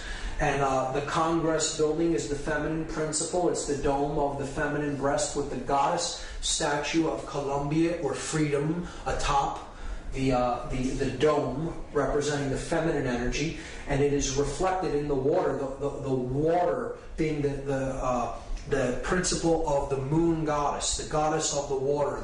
The moon's light is reflected in the waters at night. So this also encodes in this reflecting pool the Hermetic principle, as above, so below, as goes on in consciousness in the earth is reflected from the heavens, and reflected in the external experience that we have. Other sexual symbols or phallic symbols seen in the layout of Washington, D.C. Here we have the Washington Monument. Here we have the Lincoln Memorial, which is a temple to the king. It's a reflection of Osiris the king, ruling as over the dominions of church and state, as we saw with Lincoln in his king's chamber, so to speak, holding the symbol of the fasci on both his left and right hand while seated upon his throne. And if we look at the street system that connects these two monuments, we just make a red. We can make a red outline of the street system around these two monuments and just fill in that area, and that is what it looks like. It is clearly a phallic symbol that is directing male energies encoded into the actual layout of the streets. People who believe in this system of geomancy, or tapping the energy of the earth through the types of lines that you place upon the earth, believe that this is directing male and female energies in certain ways and in certain proportions. So you have the feminine egg here next to the male phallus. This is called the ellipse on the south side of the White House. Again, Lincoln holding the fasci, the symbol of the fasces is the symbol of Roman centralized authority encoded in the central axe around which is the bundle of rods or staffs. Now, east of that Washington Monument phallic symbol, we have a 13-level pyramid. Again, 13 on the back of the dollar bill, a solar number, the sun and the 12 houses of the zodiac, with the 14th level being the unification of the earth, air, water, and fire, culminating at the 14th level of the pyramid. 1 plus 4 is 5. So you have the earth, air, water, fire, and spirit unified at the top level of the pyramid.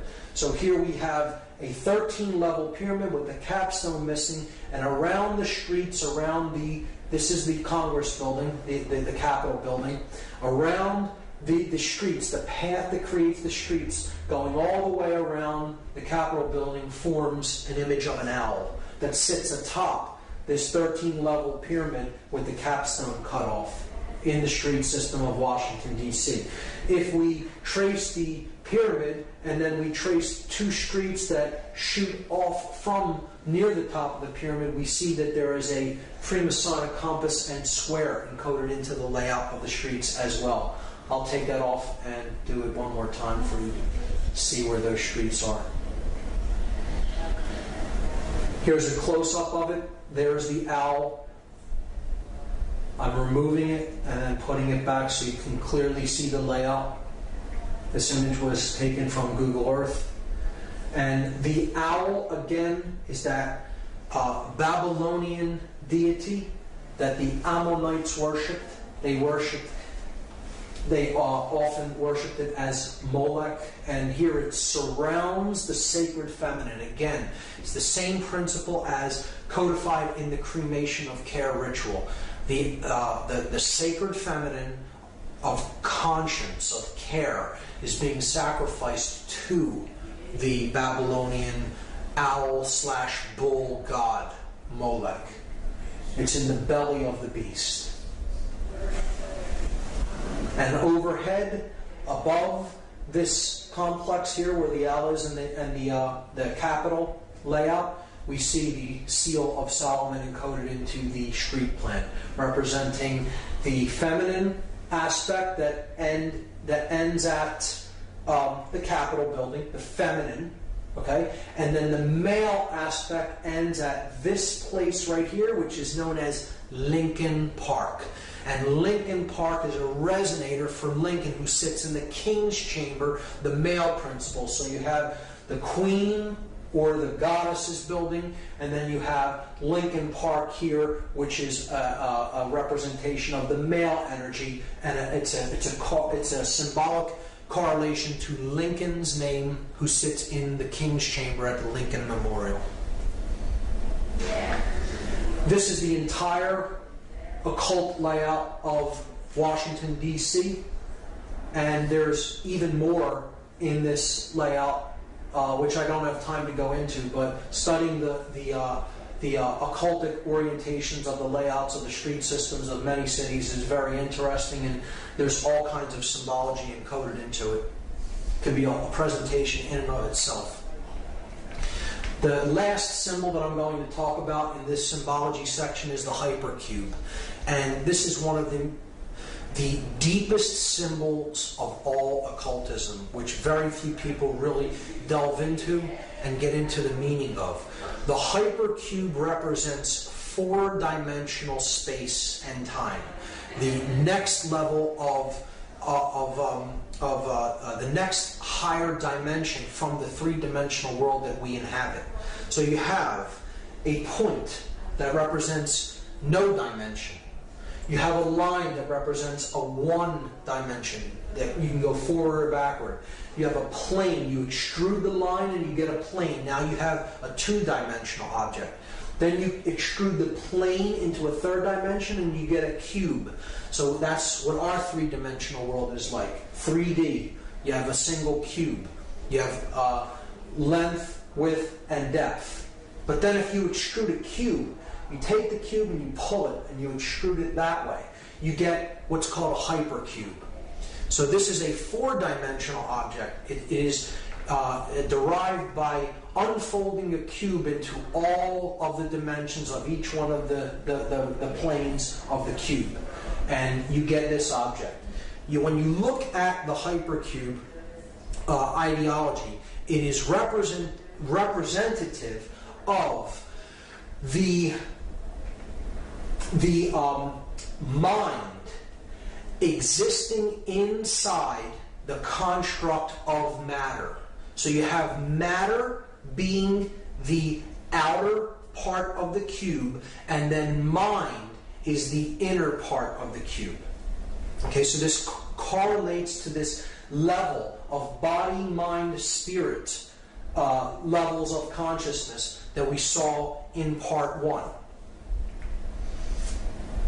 And we see that the hypercube is derived when we combine matter, represented by the red square, and spirit, represented by the green square. We see that that is everything that is.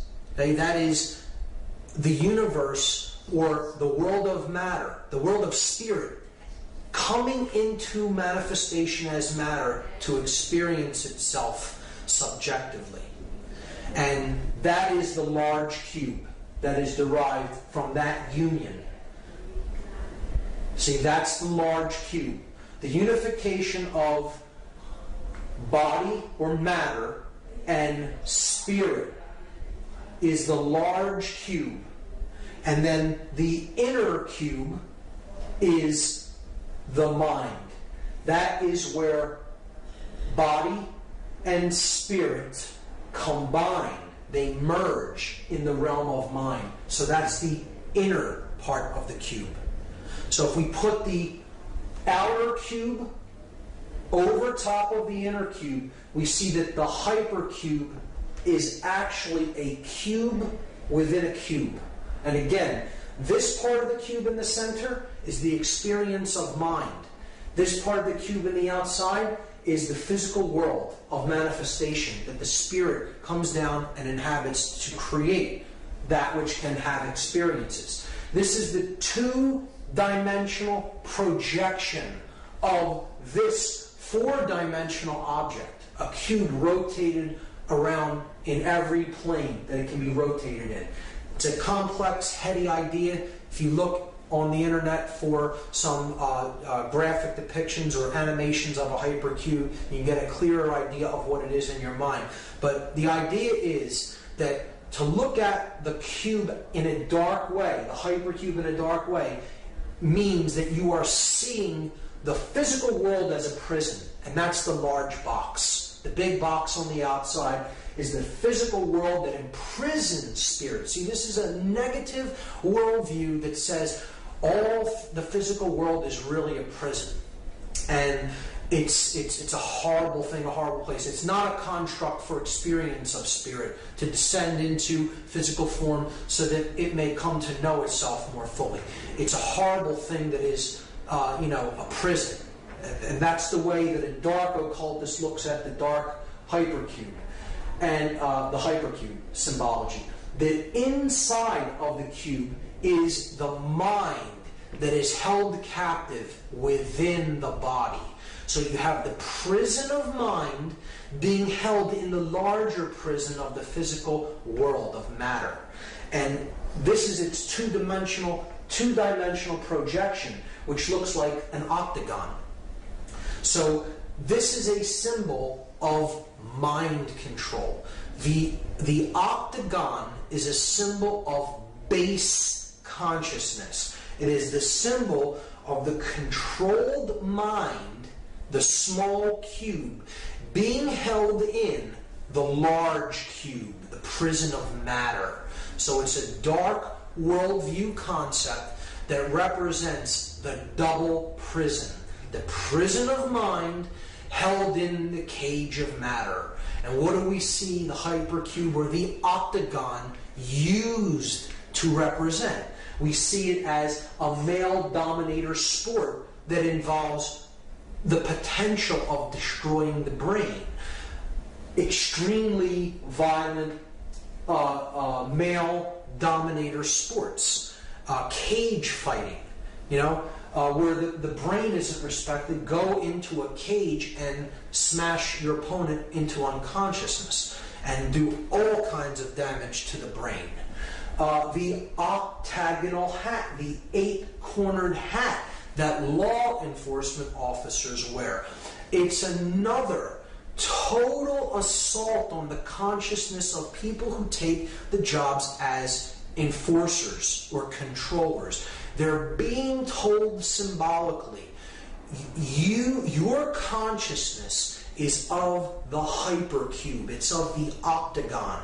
The octagon is placed on the crown chakra, just like the square. We saw in the other example, the double square on the English police's hat, right here on the forehead, on the third eye. Again, the double square is representative of the octagon, the two squares being combined in an 8-sided shape. If you complete the corners, you get the octagon if you connect the corners. But the 8-cornered hat is the octagon being worn on top of the crown chakra as another occultic insult, an insult in symbolism to the mind-controlled controllers, the controllers who they themselves are under deep forms of mind control to do a job that is a deeper suppression of their spirit and others.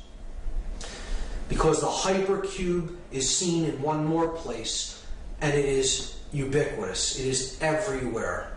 It is on every metropolitan street corner, the stop sign. Encoded in red, and it has the word stop written on it, and this is saying to the consciousness, stop. Stop the journey. Stop your movement. Stop the progression of spirit. Just stop and stay in the double prison. Stay in the hypercube. The prison of mind encoded and captured in the prison of matter. The hypercube is one of the more difficult symbols to really grasp the deep connotative understanding of the symbolism of it. But once you understand it, you will see it in many places, and it is definitely used as a subversive symbol in most instances, particularly in cage fighting, in the uniform and emblems of controllers, particularly the 8-cornered hat of police, and most ubiquitously in the stop sign that we see all over Western culture. This brings us finally to the last part of the methods of manipulation, and the last one is the biggest of them all, chaos sorcery. What has been known as the Hegelian dialectic, or problem, reaction, solution. And we're going to talk about what the Hegelian dialectic is, and we're going to see an example of how this is put into action when we analyze the 9/11 occult ritual. The Hegelian dialectic is what chaos sorcery really is, and this is an ideology that was formulated by George Hegel, a German philosopher. The Hegelian dialectic is a framework for guiding our thoughts and actions into conflicts that lead to a predetermined solution. So the solution is already predetermined before anything happens. The people who are putting this into effect want a certain outcome. This is outcome-based framework, an outcome-based framework. It's saying this must occur. This is the end result that we want, and anything else is undesirable and we will not settle for. It's going to happen this way. We just have to convince people that it has to end up happening this way. So what you do is you guide thought and action into decision making that ends up how you wanted it to begin with. This is accomplished by manipulating consciousness into a circular pattern of thought and action. So again, it's a manipulation of consciousness. It's ultimately about mind control.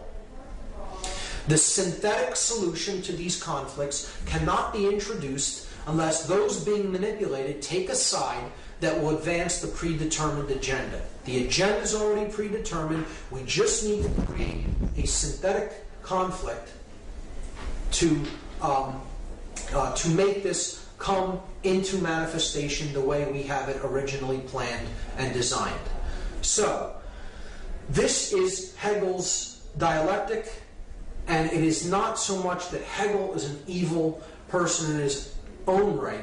This is another perversion. How chaos sorcery is used as an example of the Hegelian dialectic is it's a modified version of this dialectic for a dark purpose, for manipulation.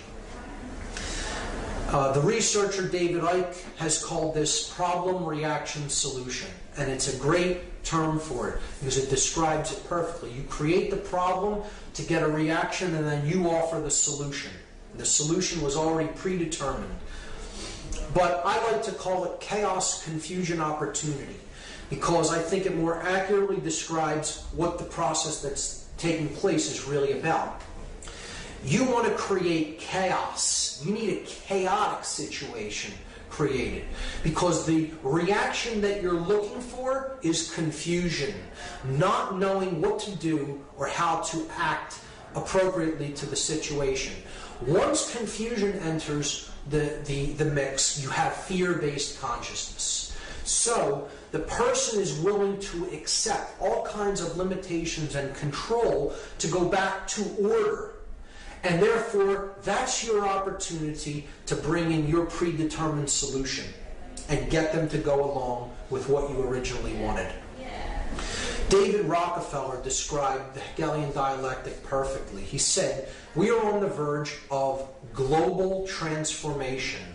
All we need is the right major crisis, and the nations will accept the new world order."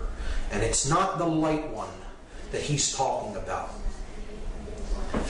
This was the major crisis that they introduced. The events of 9/11, 2001 was an example of the modified Hegelian dialectic. It was an example of chaos sorcery. It was an occultic ritual of human sacrifice that involved three major examples of occultic symbology and ideology in the work to create the synthesis that they were looking for.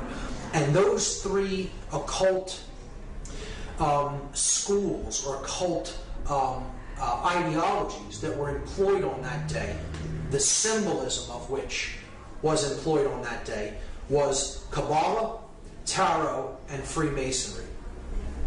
Now, before we get into any confusion at all, I want to state emphatically that I do not believe that any of these systems are evil in and of themselves. It is how occult sciences are used, occult knowledge is used by the practitioner to what end that determines whether they're wielded for good or evil. So it is not these practices or these systems that are of knowledge that are evil in any way. They are simply knowledge, and it is how they are used. Let's get that straight right off the bat.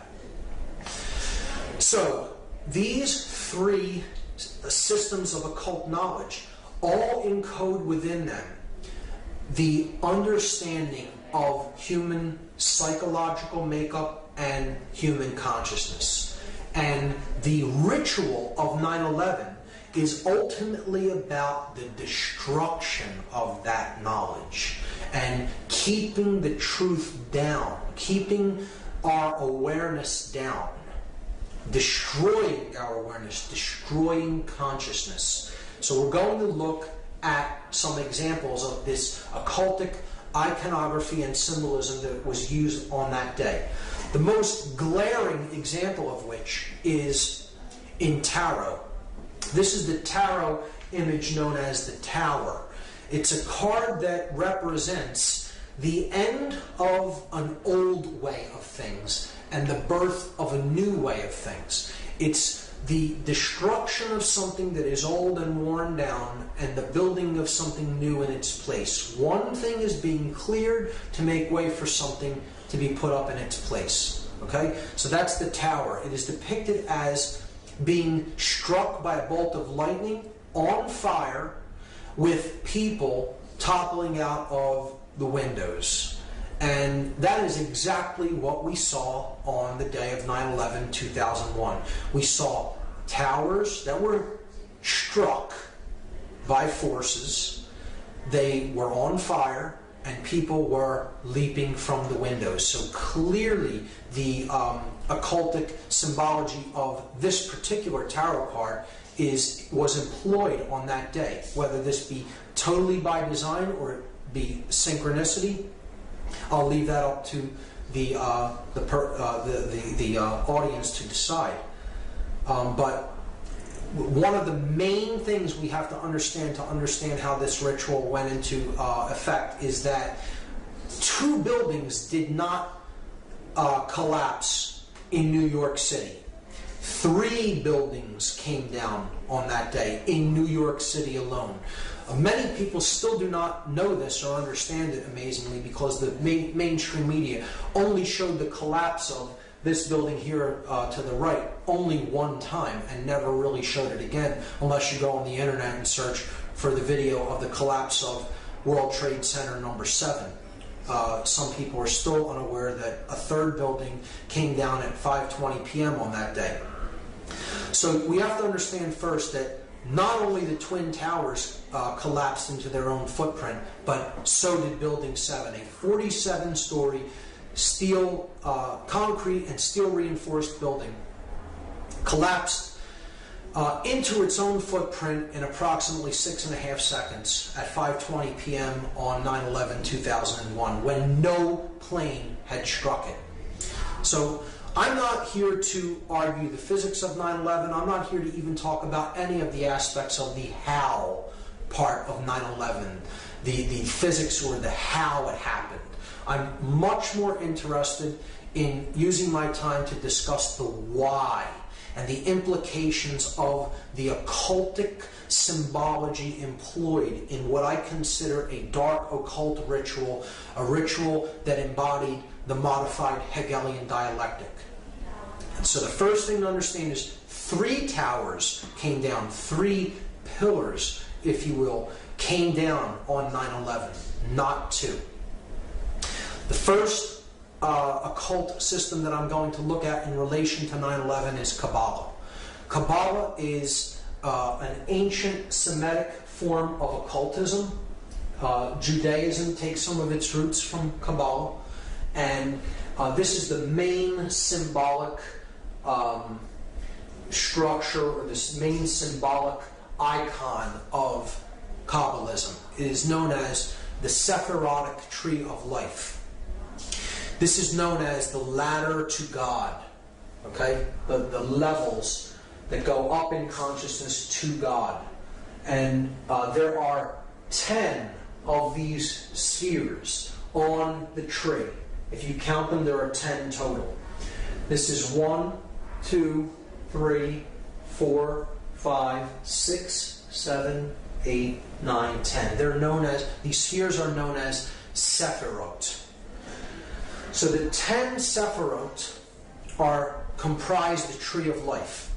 Now, in the books that describe this symbol, the Sephirotic tree, they're the Zohar and the Sefer Yetzirah. They look at it as that there are only 10 Sephirot. There are not 9 and there are not 11. This is specifically worded into these books. To speak of there as being any more or less Sephirot is considered like a blasphemy in Kabbalah, because there are only 10. So this is where part of the name, the name of the ritual comes from. Not 9, not 11, but yet we have the ritual happens on 9/11. And we'll talk about the occult significances of the numerology as well when we explore that.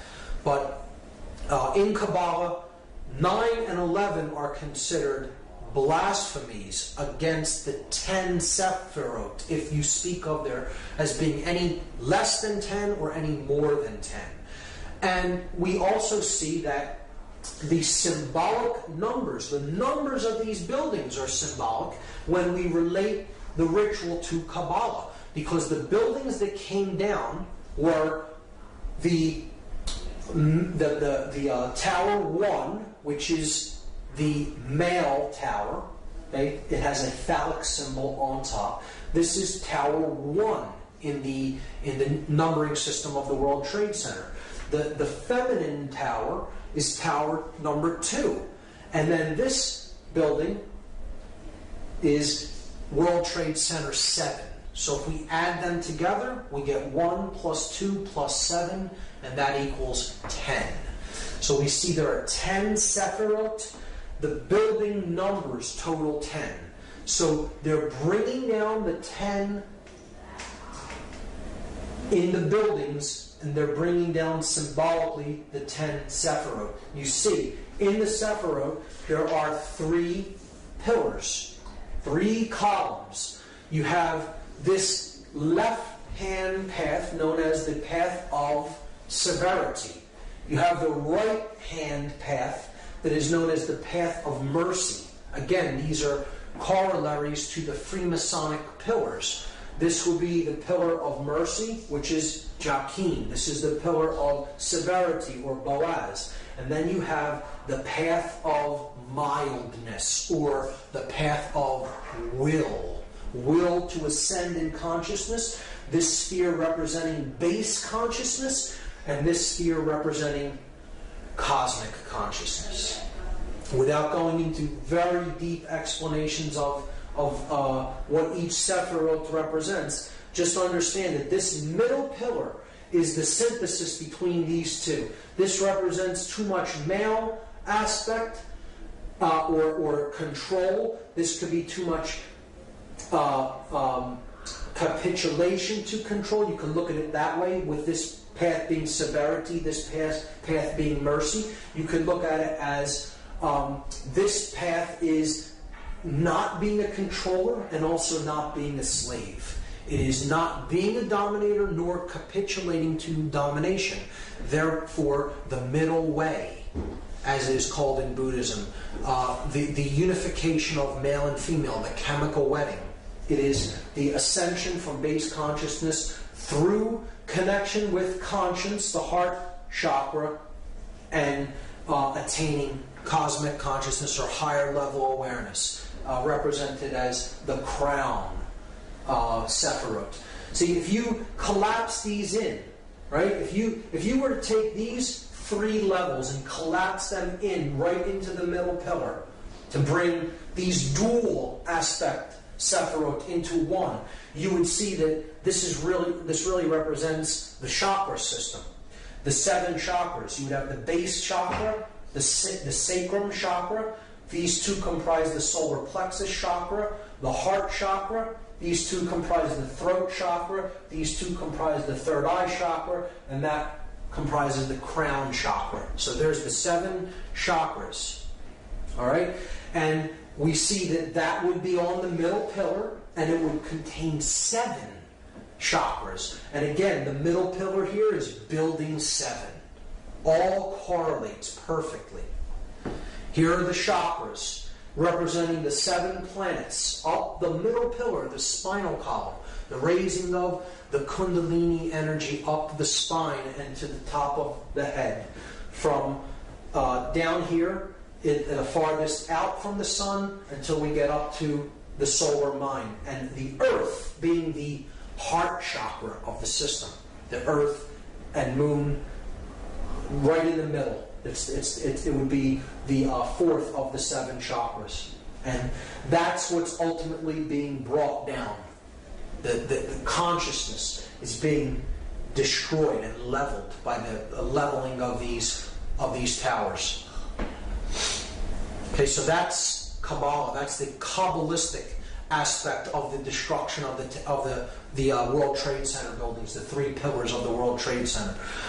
The second occultic tradition, tarot, we see again the columns of Jachin and Boaz. Now, see, they're reversed in this example. They're the same way that they are in the Kabbalistic Sephirotic tree of life.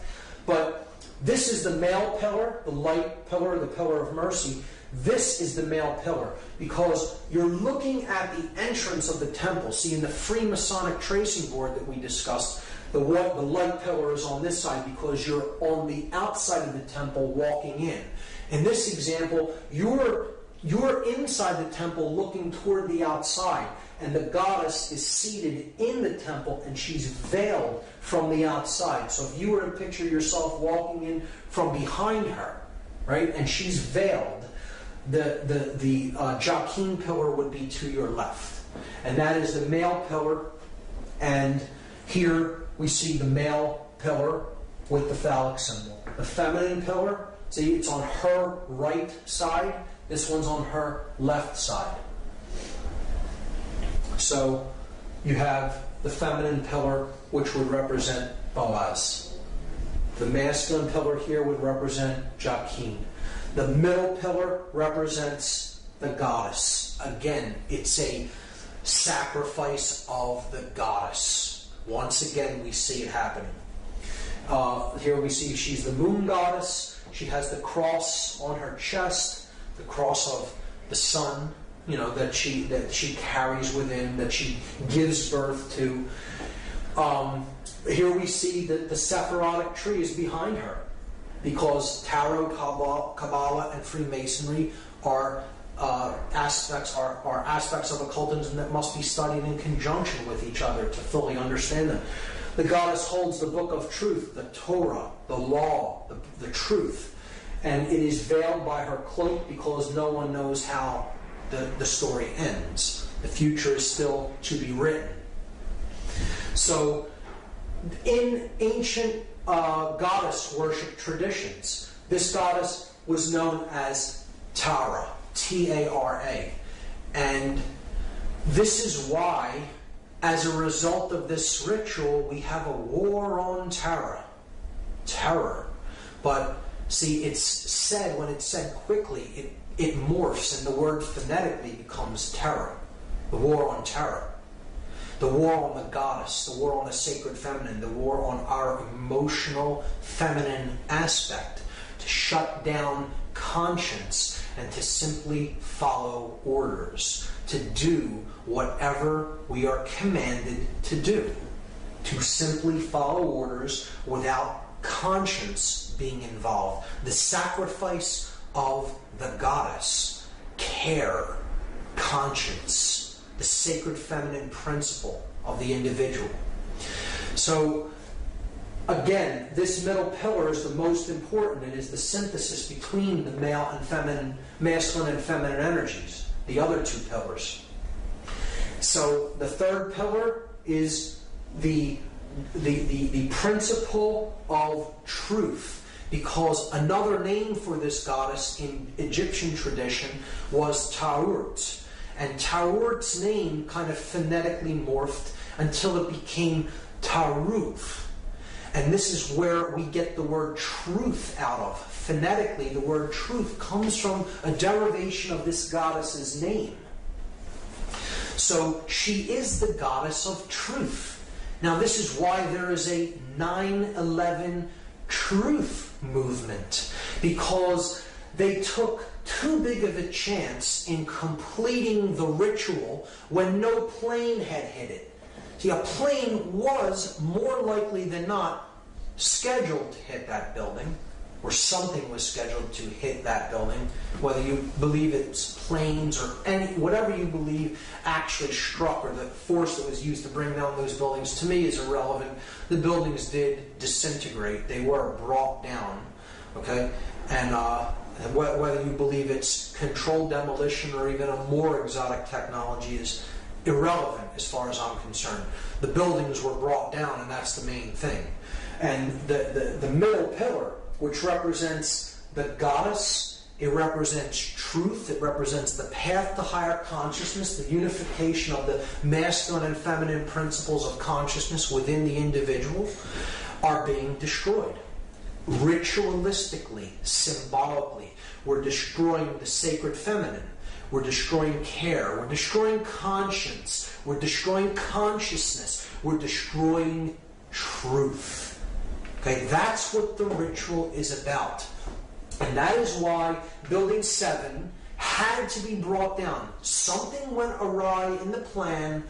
Whatever was supposed to happen physically to that building didn't happen when it was really scheduled to happen, because clearly these buildings were wired with explosives well in advance of the actual ritual taking place, because that, explosions did happen from within the building and no one could have wired them on that day. So something happened and they could not take it down as they wanted to, but they would not leave the pillar up. Because if they left it there, it would symbolically represent that the will still stands. The will to ascend in consciousness. It would symbolically represent that the truth still stands. That the goddess still stands. And they could not do that. They had to complete the symbolic interpretation of this mass ritual by bringing the middle pillar down, even if nothing had appeared to strike it, and that's why they brought it down at the end of the day. So that is the tarot aspect of it, and how the goddess ties into it. It is a symbolic sacrifice of the sacred feminine, of the goddess, once again. And now a clear example here of the three pillars that we've already seen in the Freemasonic tracing board. Again, the masculine or solar pillar of Joachim, the feminine or lunar pillar of Boaz, and then the pillar of Jacob, Jacob's ladder, the middle pillar, the one that gets you through the stargate. Okay, it gets you to the all-seeing eye, right? The all-seeing eye, directing the entire operation. Right? Takes you past that, through the stargate, to the realm where the true light is at, the intelligent principle of the universe. And this middle pillar is the synthesis between these two. So this is thesis, this is antithesis, antithesis, antithesis. And this is synthesis. That's the Hegelian dialectic. You are combining thesis with its antithesis to create the synthesis that you are looking for. And that is the ladder to higher consciousness, to higher ground, so to speak, from which you can see the entire game board. You can see the whole floor of the house, as they call it in Freemasonry. You're seeing it from a higher level perspective, and from that, a controller can play two sides off against each other. See, the one who achieves this level, the highest ground, the third pillar, the middle pillar, really sees things that one in base consciousness from the lower perspective, the dual perspective, cannot see things from. So they can be easily played off like a puppet master playing off two puppets on strings against each other. So that's how the Hegelian dialectic works, and that's exactly how they used this event. They're playing off two sides against each other, the Christian nations against the Muslim nations, when in fact, those who want the synthesis created the whole thing. They orchestrated the entire thing. And they got their synthesis, rushing off into wars with countries that really did not have anything to do with the events of that day, because it was a highly orchestrated occultic event controlled by the hidden sorcerers from behind the scenes, and this entire operation was directed from that all-seeing eye, the Pentagon.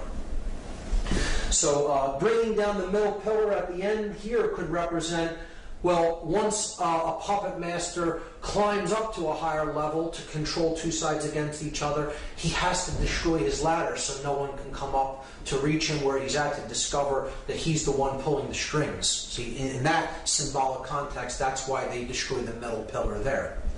So in any context, it works. To understand also in Freemasonry, Hiram Abiff is a representation of truth or conscience. Right? He is the middle pillar here. He is the grand architect of Solomon's temple, the greater architect. Hiram, king of Tyre, being the lesser architect, representing the square. Hiram Abiff represents this G in the middle, the grand architect. He is the grand architect for Solomon, who represents the compass on the Masonic compass and square. So he is also a manifestation of the truth that is the synthesis between the male and female aspects. See, and he's wearing a blindfold. Truth is blind.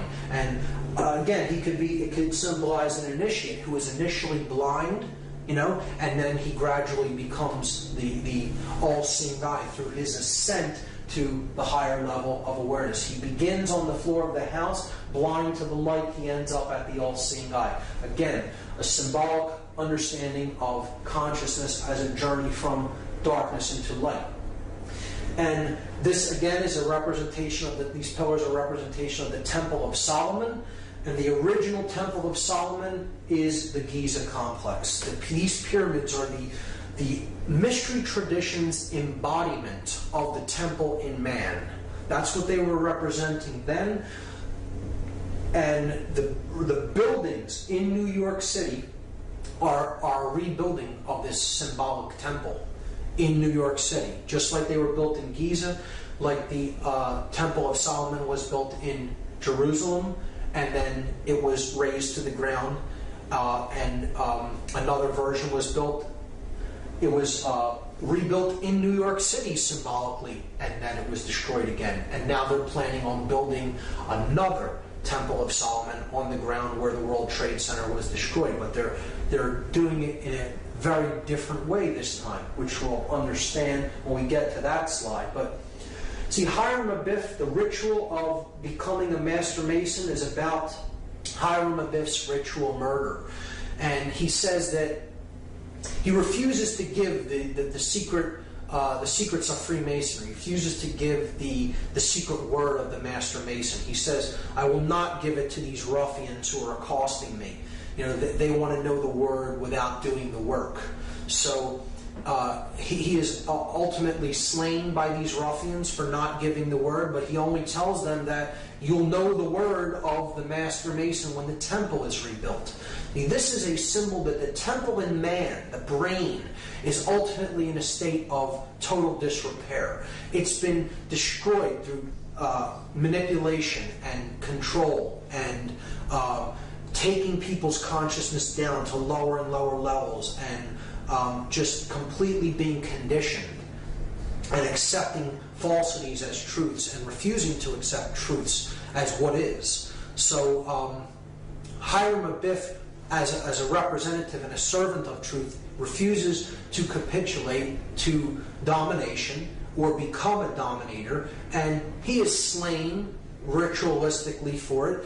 This is a representation of the aspect of consciousness that is base consciousness being slain and it being reborn through a connection to conscience as the widow's son.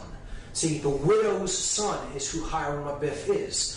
And this is the son, again, of the limbic brain, the mother aspect, the feminine aspect, who does not have a male counterpart because the reptile complex, the base brain, has been put into check by our intuitive side and our conscience. So then the male child of proper moral action, the unified neocortex, is born of the widow, the mother without the father or the virgin birth. It's the Christ story retold in a different way. The widow's son is born.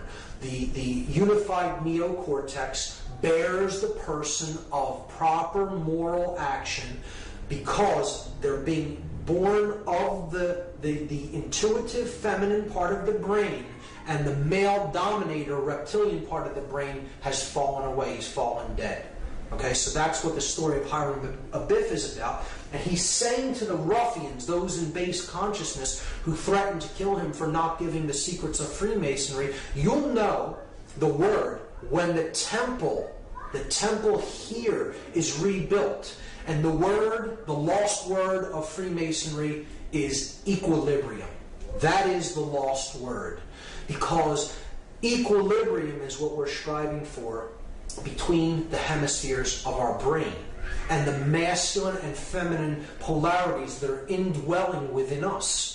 So they have to come to a state of equilibrium, and then the temple will be rebuilt. The brain will operate in global coherence across both brain hemispheres, and the third eye will be opened, and cosmic consciousness will be awakened. That is what this story is about, and that is what the ritual murder of Hiram Abiff is about. And we'll keep that in mind when we understand that there is a new temple being built on the ruins of the old temple in New York City. Again, the complex of the World Trade Center is a symbolic representation of the original Temple of Solomon, the pyramid complex at Giza. Rebuilt in Washington, D.C., here we see the 3 pillars at Giza, 2 extremely large towers or pillars, and 1 small one. And we see it rebuilt here, the 2 large towers and then the one that is less than half of the size of the other 2. This sphere here is a representation of the Sphinx, okay, at the base of these columns. So these columns are also a symbol of the Babylonian gold-headed man depicted in the dream of Nebuchadnezzar in the book of Daniel, a prophetic book in the Bible. The gold-headed man represents centralized authority, pharaonic rule, or total hegemony, the unquestioned global ruler, the one world order, the church and state unified in the head of gold. And as dynasties went on, power diminishes. It goes through the Silver Age, then it goes into the Bronze Age, and eventually you have the separation of church and state. And you have the iron legs of the separation of church and state, and then you eventually get to the clay feet if you study this symbology in Daniel. And it's understanding how power is amassed, and eventually through time it is diminished until they're trying to get back from this level to this level. And that is what the Dark New World Order would be. The destruction of the 2 pillars and the combining of them into one centralized authority, one world state and religion. That's what the New World Order ultimately is about, the Dark New World Order. So they're destroying these 2 iron legs. They're destroying the iron legs of the Babylonian gold-headed man to try to get back to one centralized authority of church and state. These pillars could be seen symbolically as church and state being destroyed. So where do we see the concepts of church and state? We see them in tarot on the death card of the major arcana. So we see the rider, death, on the white horse, coming with the flag, the black flag that has the inverted pentagram on it, the destruction of spirit. He is running down a king, and he's getting ready to run down a pope or a priest. So this is the ruler of state, this is the ruler of church or religion, and he's running them both down, destroying church and state. And you see in the background the 2 pillars with the setting sun in the background. The light going out from the world between the 2 columns. Highly symbolic. This is a representation of the new temple that they're building. In place of where the 2 pillars stood, they're planning on erecting one from where the 2 stood. The thesis and antithesis destroyed, the synthesis is created. The phallic symbol, the one male phallic symbol erected in place where the symbols of church and state symbolically once stood. You know, obviously they weren't buildings that really represent that, but they're symbolic analogs to these concepts. And putting the one pillar up in the place where the two stood is the rebuilding of the destroyed Temple of Solomon in New York. The sun and the moon, and now only the sun, or phallic symbol, the male tower, remains. That is what 9/11 was about. 9/11, incidentally, the Freedom Tower is what that building is going to be called, and it's scheduled for completion in the year 2012. I'm sure to correlate with other dark prophecies of apocalypse or Armageddon, and which isn't what I see 2012 as being at all. I see it really being the birth of consciousness, because they're not able to put consciousness down. Their ritual failed. There is hope in the fact that the Building 7 stood, and they had to bring it down, and essentially screwed up the entire thing by really making people come online and understand that this was an inside job and this was an occult ritual, by bringing down that middle pillar when nothing had hit it. So that was the ultimate mistake in this whole ritual enactment, and as far as I'm concerned, they did not fulfill the agenda that they were trying to fulfill by this ritual being enacted. Instead, they initiated a great awakening within the human population. As the researcher Michael Tessarian is fond of saying, did 9/11 shake us up, or did it? So now, just as we did with the reverse of the Great Seal on the back of the $1 bill, I'm going to examine the gematria, the occultic numerology involved in the 9/11 event. These are the numbers of the 3 flights that struck these 3 buildings. The North Tower was struck by Flight 11, the South Tower was struck by Flight 175, and the Pentagon was allegedly struck by Flight 77. Now, there is another flight that was involved on that day that crashed in Shanksville, Pennsylvania by an unknown act of will, shall we say. And this was Flight 93, and it is my contention that Flight 93 was indeed headed for World Trade Center number 7, Building 7 of the Trade Center, not to Washington, D.C., as is claimed.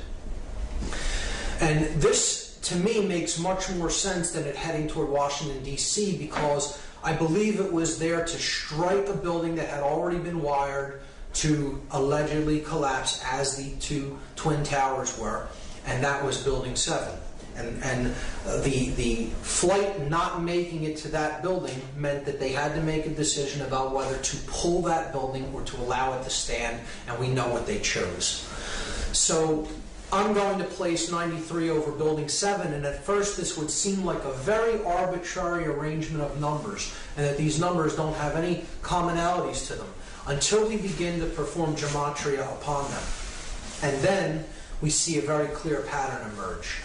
So, I'm going to leave 11 as is for now, and I'm going to reduce or add these 2 numbers together and get a total. So 9 plus 3 is 12. 1 plus 7 plus 5 is 13, and 7 plus 7 is 14. So now, the 4 planes, we have a clear pattern. We have the pattern 11, 12, 13, and 14. And we can further reduce those down to 1 digit. We add 1 plus 1 and we get 2. 1 plus 2 is 3. 1 plus 3 is 4. 1 plus 4 is 5. So we have the pattern 2, 3, 4, 5. When we add those together, 2 plus 3 plus 4 plus 5, we get the total 14. And again, there's that symbolic number again that totals 5, that is about the 5 elements: earth, air, water, fire, and spirit. But it is the separation of them, the 1 and the 4, the spirit and then the 4 elements. This is the 14th level of that pyramid where the light is at, the 13 levels of stone, and then the light at the top, the 14th level. So look at the 9/11 date, 9/11/2001. You add up all of these numbers, 9 plus 1 plus 1 plus 2 plus 1 in 2001, and you get 14 again. So not only is it the date, it's the powers that did the act. Okay? The 4 planes totaled to 14. Their digits all totaled make 14. So the powers that performed this act are the 14. And this correlates with the 14th level of this pyramid, or the illuminated ones, the sorcerers behind the scenes that are manipulating the events of the world. So we have this arrangement on the building: 77 at the Pentagon, 11 at the North Tower, 175 at the South Tower, 93 at Building 7. If we add the 2 planes that struck these towers together, we get the number 186. 175 plus 11 is 186. Now, these are the planes that struck the twin towers, the North and South Tower. What if we equally distribute that number between the 2 buildings by dividing it into 2? 186 divided by 2 is 93. So there is 93, 93, 93 on every building, and we've already seen what 93 represents. It represents the will to ascend out of illusion, out of base consciousness, and into cosmic awareness, or higher levels of consciousness. 93 is the number of willpower and of love. It is essentially the same force, the force that expands consciousness, love, or will to ascend, to put what we think and feel into action, to use our willpower. So we are left with only 2 numbers that symbolically represent the events of this day, 77 and 93. And these are 2 extremely significant occult numbers in numerology, because they represent 2 completely different concepts. And we have to look at these 2 numbers as they relate to a 3rd number, the number 777, which we've already seen is the number of God, or completion, or perfection. We saw that earlier. The 7 chakras, the 7 planets that can be seen with the naked eye, tripled for the 3 aspects of consciousness, unified as 1 to total 3. Again, it's the number of God, the number of completion, or the number of perfection. 93 in relation to this number 777. Just like 777 totals 21, which totals 3, 93 totals 12, which reduces to 3. So they equal the same thing, which means they equal the same. They mean the same thing.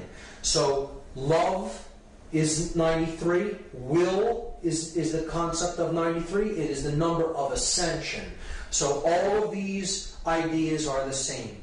They mean the same thing. In gematria, when numerological additions total the same value, the words that they represent really mean the same thing. So 93 is 777, is love, is will, is ascension, is God, is completion, is perfection. These are all the same concept.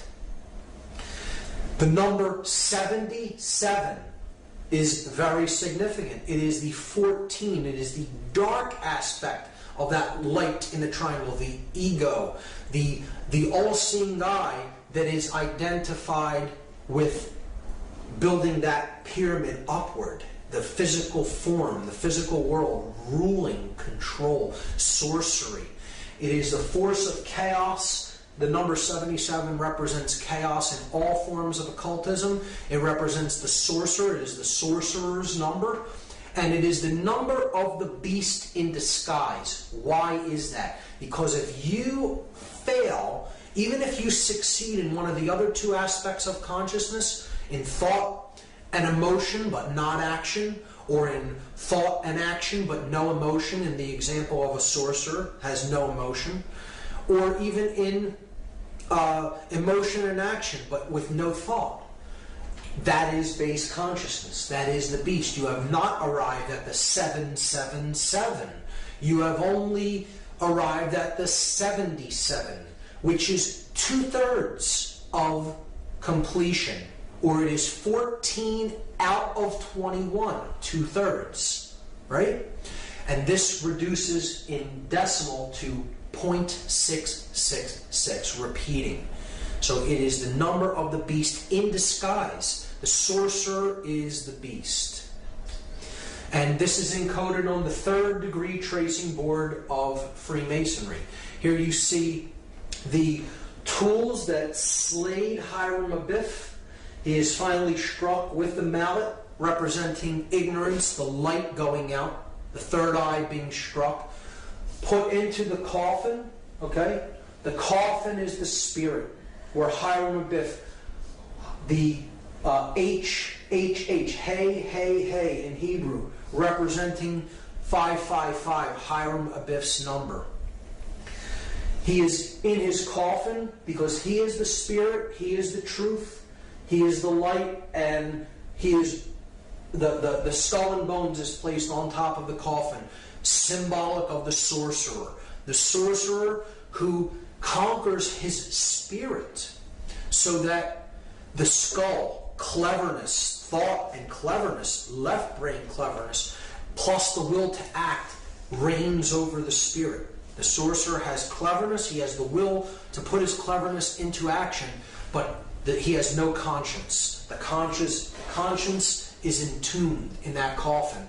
And an individual such as this is headed west. They are headed toward the realm of darkness and death, to the west, not toward the realm of light, to the east. And here symbolically is the sprig of acacia, and that represents the hope of resurrection in Freemasonry. So this is the hope that one who has destroyed their own spirit through their usage of their intellect and their will to act in an egoic fashion may indeed still be able to resurrect the spirit and come to a place of moral uprightness and conscience. So that is what this tracing board represents, and it is the 3rd degree tracing board. It is saying you may now be initiated into some of the mystery, into some of the knowledge, but you must use that with spirit intact and not use it as a sorcerer. Otherwise you are headed west and you are not headed toward the true realm of light, which lies to the east. And I think that's a great allegorical explanation for morality. And we see, therefore, that the two numbers that this ritual reduces down to is 77 and 93, and the positions that they are in is all telling. The purpose of the ritual is so that the sorcerers that are consider themselves the all-seeing eye of consciousness, okay, are destroying others' ability to find truth, to give birth to conscience, and to rise in consciousness. And they're destroying that ladder to the higher realms of consciousness. Or if we replace 77 and 93 with their symbolic analog, 77 the number of the beast in disguise, 93 another variant for 777 the number of God. Look at what this ritual is really about symbolically. It is about the beast reigning above God, the beast becoming God and destroying God. That's what it's ultimately about. That's how dark this ritual really is. It is about the ego and illusion conquering the spirit and conquering higher consciousness. We can see that it is encoded in the date itself. 9/11 reduces to 9 2. We're just adding the 2 ones together. And there we have symbolically the entire ritual encapsulated in the name. 9/11 is 92. See, it is not 93. It's 1 short of love, of ascension, of will, of God. It is falling short of the divine. That's what this whole event was about. That the idea that human will is falling short, and now the time of the beast is upon us. See, 92 out of 93, falling short of love, will, ascension, God, reduces to 11 out of 12, which reduces to 2 out of 3, which again is the number of base consciousness. It is the number of the beast when it is reduced to its decimal format. And that's what the whole ritual of 9/11 was ultimately all about. It is about the destruction of the ladder to God, bringing down the Kabbalistic tree of life, the 10 Sephirot, 1, 2, and 7, bringing them down to destroy the ladder with which we can use to ascend in consciousness. It is about the destruction of the truth and the goddess, a human sacrifice ritual. Those people were ritualistically sacrificed in this evil doing. And it is about the destruction of the sacred feminine, of care, of truth. Another ritual to immolate the goddess of care. The goddess that represents the earth, Terra. Again, you hear politicians say, if you are not with us, you are with the terrorists. Tara, the goddess, the Mother Earth. Terra is the name for earth. If you're not with us, you're with those who side with the earth and the Mother Goddess, right? And it was also used to create the Hegelian dialectic, the bringing down of thesis and antithesis to create synthesis, the sorcerer's middle pillar. That's what the event of 9/11, 2001 was all about. An occult ritual to bring about the dark, modified version of the Hegelian dialectic. Chaos, confusion, opportunity. General Douglas MacArthur talked about the Hegelian dialectic. He said, our government has kept us in a perpetual state of fear, kept us in a continuous stampede of patriotic fervor with the cry of grave national emergency. Always there has been some terrible evil at home or some monstrous foreign power that was going to gobble us up if we did not blindly rally behind it. Create the chaos. Get the confused, fearful reaction, and then that's your opportunity to offer the solution that you had in waiting. Hermann Goering perfectly understood this, one of the highest ranking officials of the Third Reich, the Nazi regime. He said, naturally the common people don't want war. Neither in Russia, nor in England, nor for that matter in Germany. That is understood. But after all, it is the leaders of the country who determine the policy. And it is always a simple matter to drag the people along, whether it is a democracy, a fascist dictatorship, a parliament, or a communist dictatorship. Voice or no voice, the people can always be brought to the bidding of the leaders. That is easy.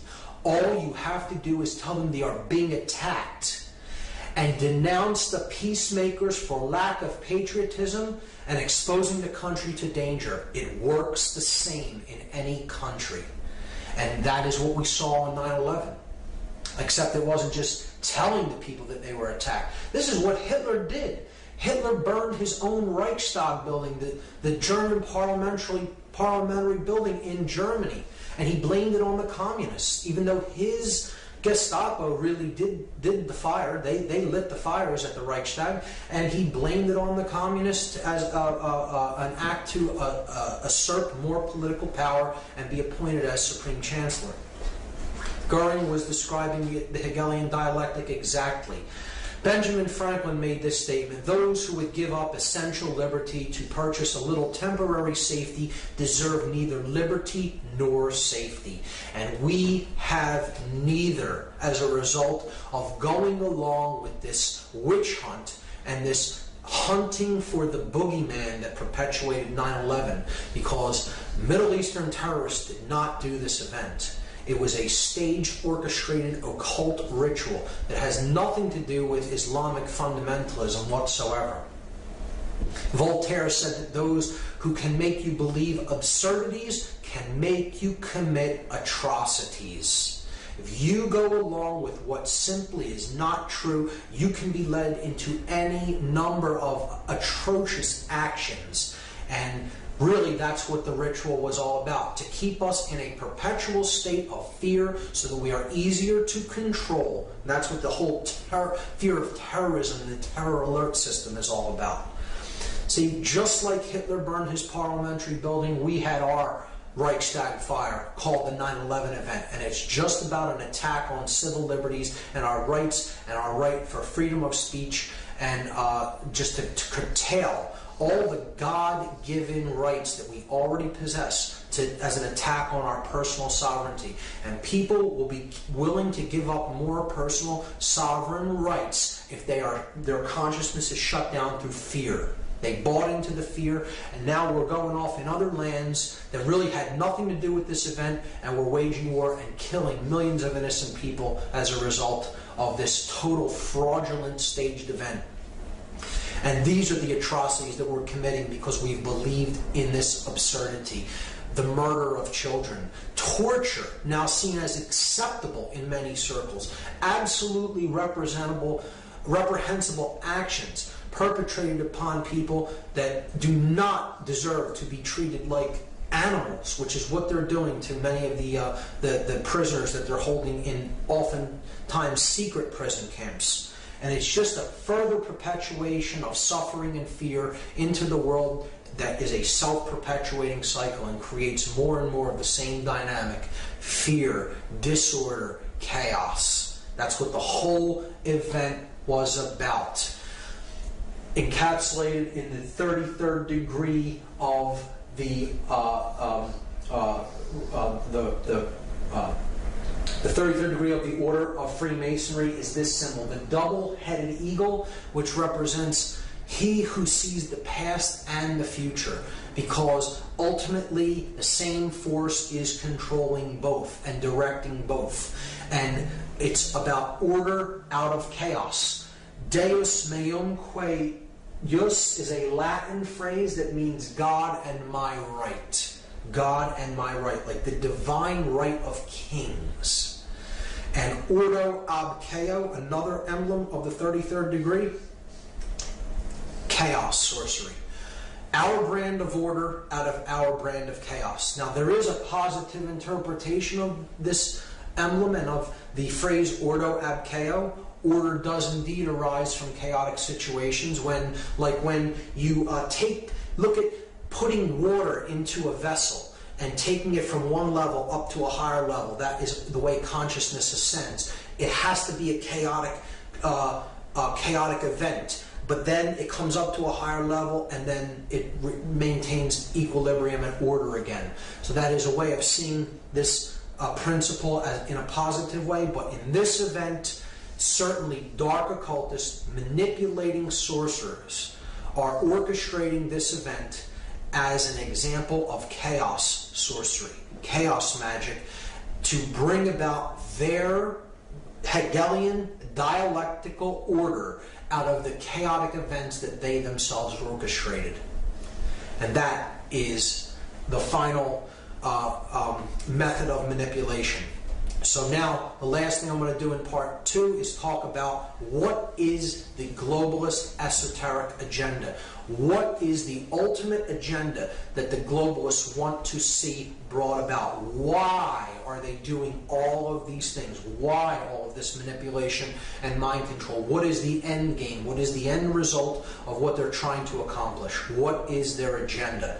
And J. Edgar Hoover former FBI director, made this statement: the individual is handicapped by coming face to face with a conspiracy so monstrous he cannot believe it exists. The American mind simply has not come to a realization of the evil which has been introduced into our midst. It rejects even the assumption that human creatures could espouse a philosophy which must ultimately destroy all that is good and decent. See, this is why we're in such denial, why we're in such cognitive dissonance about all of this. People will say, I don't care if I had absolute definitive proof that this is exactly what happened and how it happened. I won't believe it anyway. I will choose to believe in something that isn't true because my mind can't go there. It's too uncomfortable for me to accept. And this is the condition Hoover, right here, a former FBI director, is describing. He's describing cognitive dissonance, psychological denial that comes from the refusal to accept the fact that things are as bad as they are. David Rockefeller described this New World Order, what they're trying to put into effect. This agenda, he described it. He said, we are grateful to the Washington Post, the New York Times, Time Magazine, and other great publications whose directors have attended our meetings and respected their promises of discretion for almost 40 years. It would have been impossible for us to develop our plan for the world if we had been subjected to the lights of publicity during those years. He is thanking the media for their silence and complicity in not exposing the agenda of these global manipulators and their plan for the world. He said, the world is now more sophisticated and prepared to march toward a world government. The supranational sovereignty of an intellectual elite and world bankers is surely preferable to the national auto-determination practiced in past centuries. Imagine the hubris of somebody making this statement practically out in the open, saying that the world surely would be better to be completely governed by international bankers and an intellectual elite rather than national sovereignty and personal sovereignty codified by our documents of higher consciousness, like the Declaration of Independence, that explained what the sovereignty of man is really about and where it comes from. And he's saying out in the open, why have that when you can have rule by international banking dynasties? This is what the agenda is all about. The elite want to get back to the Babylonian gold-headed man. They want to get back to 100% total control of all the resources and all the minds on the planet as God on the earth, the all-seeing eye in human form, that which is omnipresent, omnipotent, and all-powerful. All-powerful, all-knowing, all-seeing, present everywhere. So this is the rulership of church and state in one. Church and state are obliterated and they are replaced by one sovereign, ruling, global elite class that runs the state and the religion, and they're one and the same. Just like Nazi Germany tried to do, but this would be the new version, the Fourth Reich, Nazi Germany on technological steroids, taken to a whole new level by advanced technology. 1984, as written out by George Orwell in his brilliant novel, like the Ingsoc Party. Total 100% control of everything that is true, everything that is believed, everything that is done. They are the arbiters of truth. They're God on earth. That's what they want to accomplish. They're putting this into practice through trying to eliminate national sovereignty through the erasure of borders and to create national superblock states of nations, like they're doing with the European Union and like they want to try to create with the North American Union of Canada, the United States, and Mexico.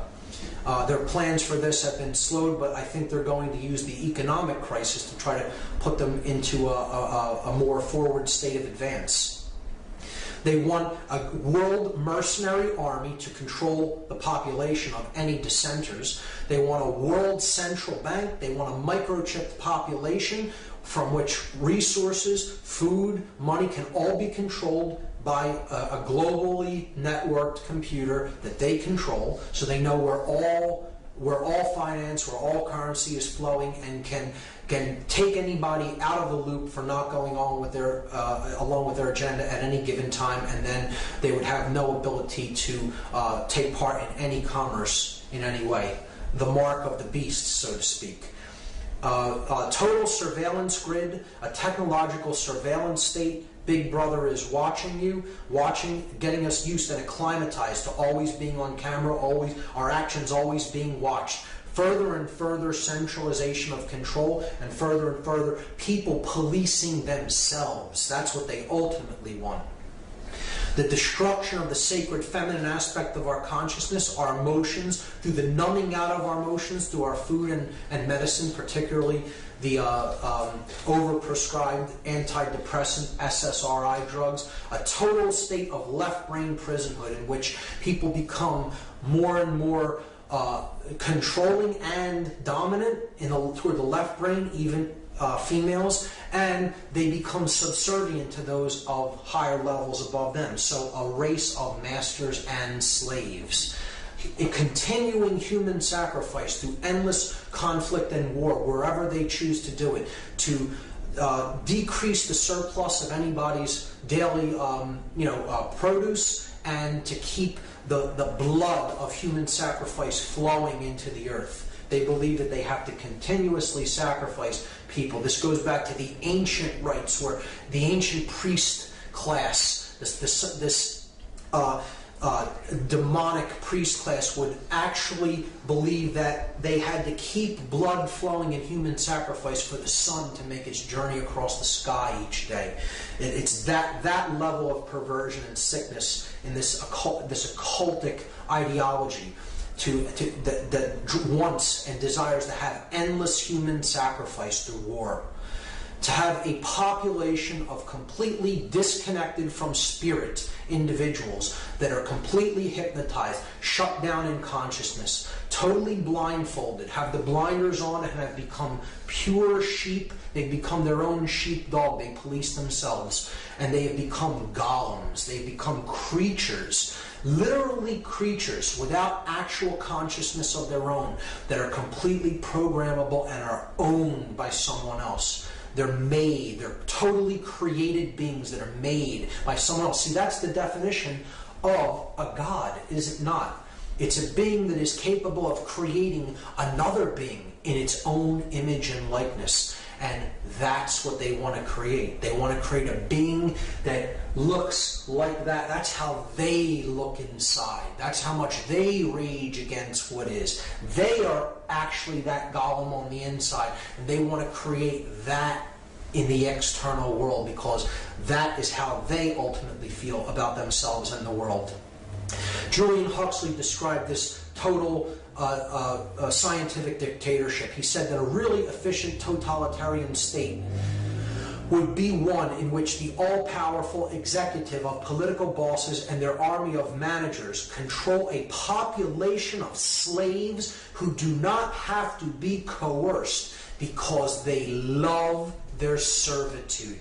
This is a person who studied eugenics and mind control, and he was explaining what the New World Order that they're trying to build really is. Slaves that love their enslavement because they have become so dependent on the big daddy state. What this all boils down to, once again, the New World Order is about human enslavement. It is about slavery, a society of perfect evil. Perfected evil is the state when every being in a society is both simultaneously a master and a slave.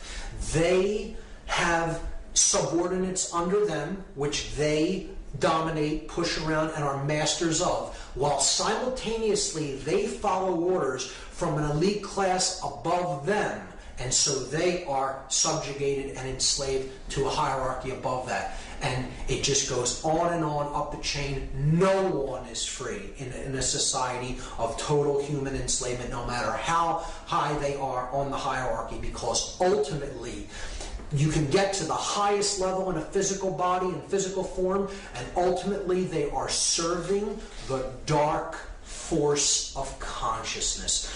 They are ultimately enslaved by their own fear. They are ultimately enslaved by their own ego, and they are ultimately enslaved by illusion.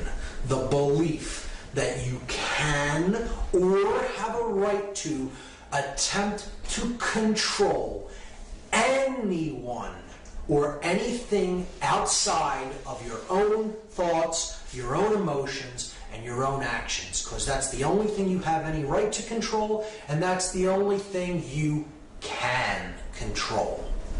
Everything else is an illusion, and if you attempt to control, you are ultimately enslaving yourself. There is no such thing as control in the three-dimensional reality. There is no such thing as authority here in this realm. Authority does not exist in this realm. There is only one authority, and no man is it. This system, this new world order, is destined to fail for that very reason. You cannot go against what is. You cannot expect to stand up to the force of creation and win. Plato made this statement: the price that good men pay for their indifference to public affairs is to be ruled by evil men.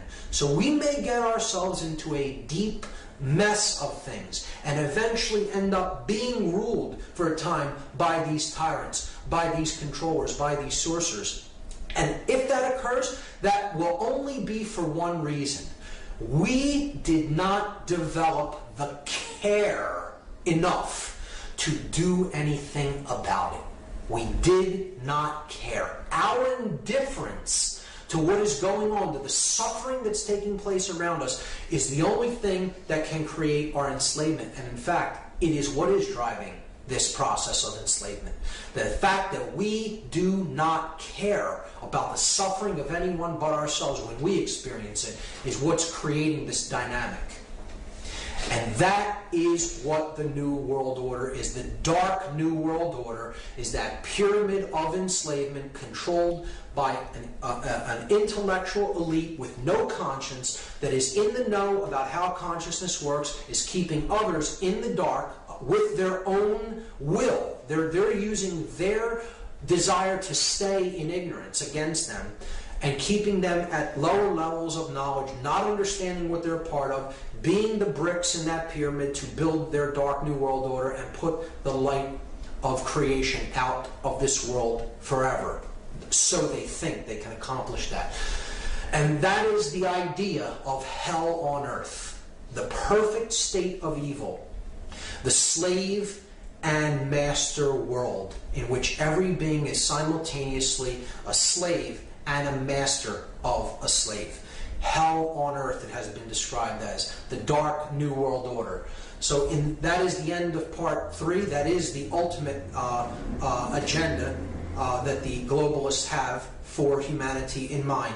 And in the next part, in part 3, I will be going into how to apply consciousness to this problem so that we can solve it and get out of the current state, the current problem that we are experiencing. So part 3 will be solving the problem through applying what we've learned about consciousness.